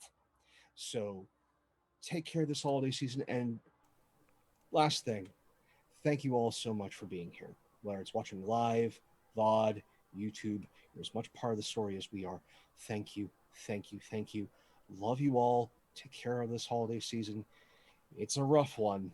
It's always a rough one during the holidays, but this one's a rough one. So be kind to yourselves. Take care. And by the way, real quick, oh yeah, go ahead. I do owe one real quick shout out to the beautiful at Half Horse Tournament, Lydia, for that gorgeous rendition. Yes, of that's Stille right. Nacht. That is this beautiful woman here with a voice that is equally beautiful, who has provided a true grace note to every session of this game that I've been running for the last few months with her gorgeous voice. And thank you so much. Thanks. Thank you. That being said, Petra actually put out a version of her own as well in this particular fashion with the echoes. So if you check out her Twitter and if you actually get the game through her itch, I believe that comes with the whole bundle. So if you want to use something like that for your own games, Petra has a beautiful version of that herself. Hey Lydia, since you're already talking, why don't you do yours? All right. I'm Half Hour's Tournament. I'm Lydia, and Dobby is a free elf. We just finished a season on Encounter Roleplay, and I'm not doing anything. It's grand. Good. So yeah, you usually can find me on Encounter Roleplay or whatever it's gonna be next season. And spoiler, I know, right? And I'm doing tech. I'm doing things. But at the moment, I am just relaxing and playing with friends. If you are interested in what I do, just check out my Twitter. I'll usually drop announcements there. Thank you so much for watching. Thank you so much for indulging us in our GM brain scapades. That is a word now. Because yeah, it's so gratifying, and it's so just it something. I feel bad for how good it feels and how is that That's a feeling I often get from RPGs. So yeah, I'm familiar. Yeah, it's like there should be. Are we full of ourselves? Is this what's happening here? But no, everything just works, and it's so great, and I love it. I'm gonna shut up now. I forgot to say to Pope, by the way, I talked to Matt, and I will see you next week, or not next week, next month in Masks. By the way.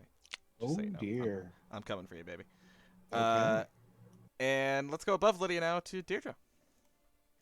Oh, thank you for having me, Colin. This was so much fun. course. Thank you for letting me play with all of my wonderful friends. This was fabulous again. It was wonderful to do again. You can find me on Twitter at Deirdre Donlan on Twitter, or Praxscore Thesmiophores. You see me around on Twitch. Hi, I'm your friendly neighborhood Prax.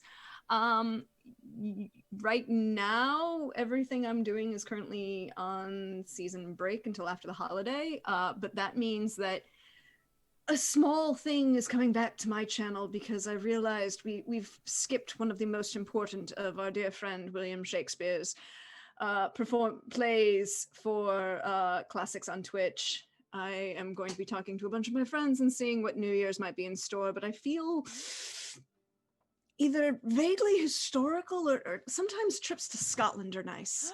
Hi, I'm here. I'm here. Like, Oh here. yes. in Yes. Scotland. Yes. But that might be a classics on Twitch. We'll be back for New Year for a couple of those things. And in the new year, in the middle of January, you can find on my channel, I am doing, as I said last night, being overly ambitious and doing a campaign of Romance of the Blue Rose. And yeah, 7 people said yes, and I didn't say no to anybody. So. Ooh. I'm a crazy person. Other things might be happening, so check my Twitter. It's where I post all my fun stories about things that happen, all of the fun games I get to write, all the fun games I get to play in with all these fine folks. Until next time, y'all. And please let there be a next time, because you're an absolute joy to play with. Thank Can't you. believe I never played with you before, but that was incredible. So glad you were here. And likewise, someone I've never played with until tonight, and please let us play again sometime. Don. Yeah, I had such a great time, and I have gotten to play with everybody here, some more than others, but except for you, Colin, and it was great playing with you tonight. It was great to get to play with everybody here together. I thought this was a fantastic group telling a fantastic story. I was super engaged every single moment. I just loved everybody's characters and what they were adding to the story. So I'm a big fan, and I look forward to, getting to play more again in the future. I am Don. I'm at Donathan Fry on social media, pretty much everywhere. I write games and I run games. That's almost all of what I do. So in the new year, I'm working on Fallout for Modifius, and I'm working on more books for Dark Matter for Mage Hand Press. I can't talk about it yet, but I'm working on an unpublished, hopefully soon to be published, Powered by the Apocalypse game, an original game, and a bunch of other things. Streaming wise, it's pretty quiet for me right now because I'm winding down the year, but I do have the last 5 sessions of Rise of the Veiled Alliance, which has been this big epic Dark Sun D&D campaign that I've run this year. I split into 2 twin campaigns that are happening in different parts of the world at the same time with some crossover. And so it's actually, if you haven't seen it, it's actually a pretty good point to jump on. You could get it if you start right now. You'll just get it. But it's pre-recorded, so we have just finished recording our season finale, which is just the craziest thing I think I've ever done. It culminates in, it's 3 episodes long, and it culminates in having 2 dungeon masters and 11 players on screen at the same time, like Avengers Endgame style. And I don't want to say anything more than that, but we managed to get that many people on screen playing D&D at the same time, and it turned out really, really cool. So I'm excited to get to share that with people over the next 5 weeks or so. But that's it. And I'm gonna take a little break from streaming probably for a month or so, maybe 2 months, just kind of recharge my batteries, see what I'm feeling for 2021. But I know it won't be long because I just can't stop. I have too much fun doing it with friends. So thank you. Could have said that better. Thank you, everybody, for having me tonight. Colin, it was great to get to play with you for the first time. Yeah, brother. Also, as for that Rise of Veiled Alliance, that is on LFM Network at 6 p.m. Eastern. Good coverage. On Mondays and 3 p.m. Eastern on Sundays. Okay. But how in the ever-loving fuck did you get 11 people on a screen? I get 6 and I don't know what to do. How? It's, so we had to, because schedules are so crazy, trying to get that many people together at the same time. And I don't want to spoil anything, but basically kind of designed the finale to be a choose your own adventure. Go here, get involved with this, go here, get involved with that. Now I want to go over here, but this person wants to go over there. So we had to play it scene by scene and then schedule the next scene.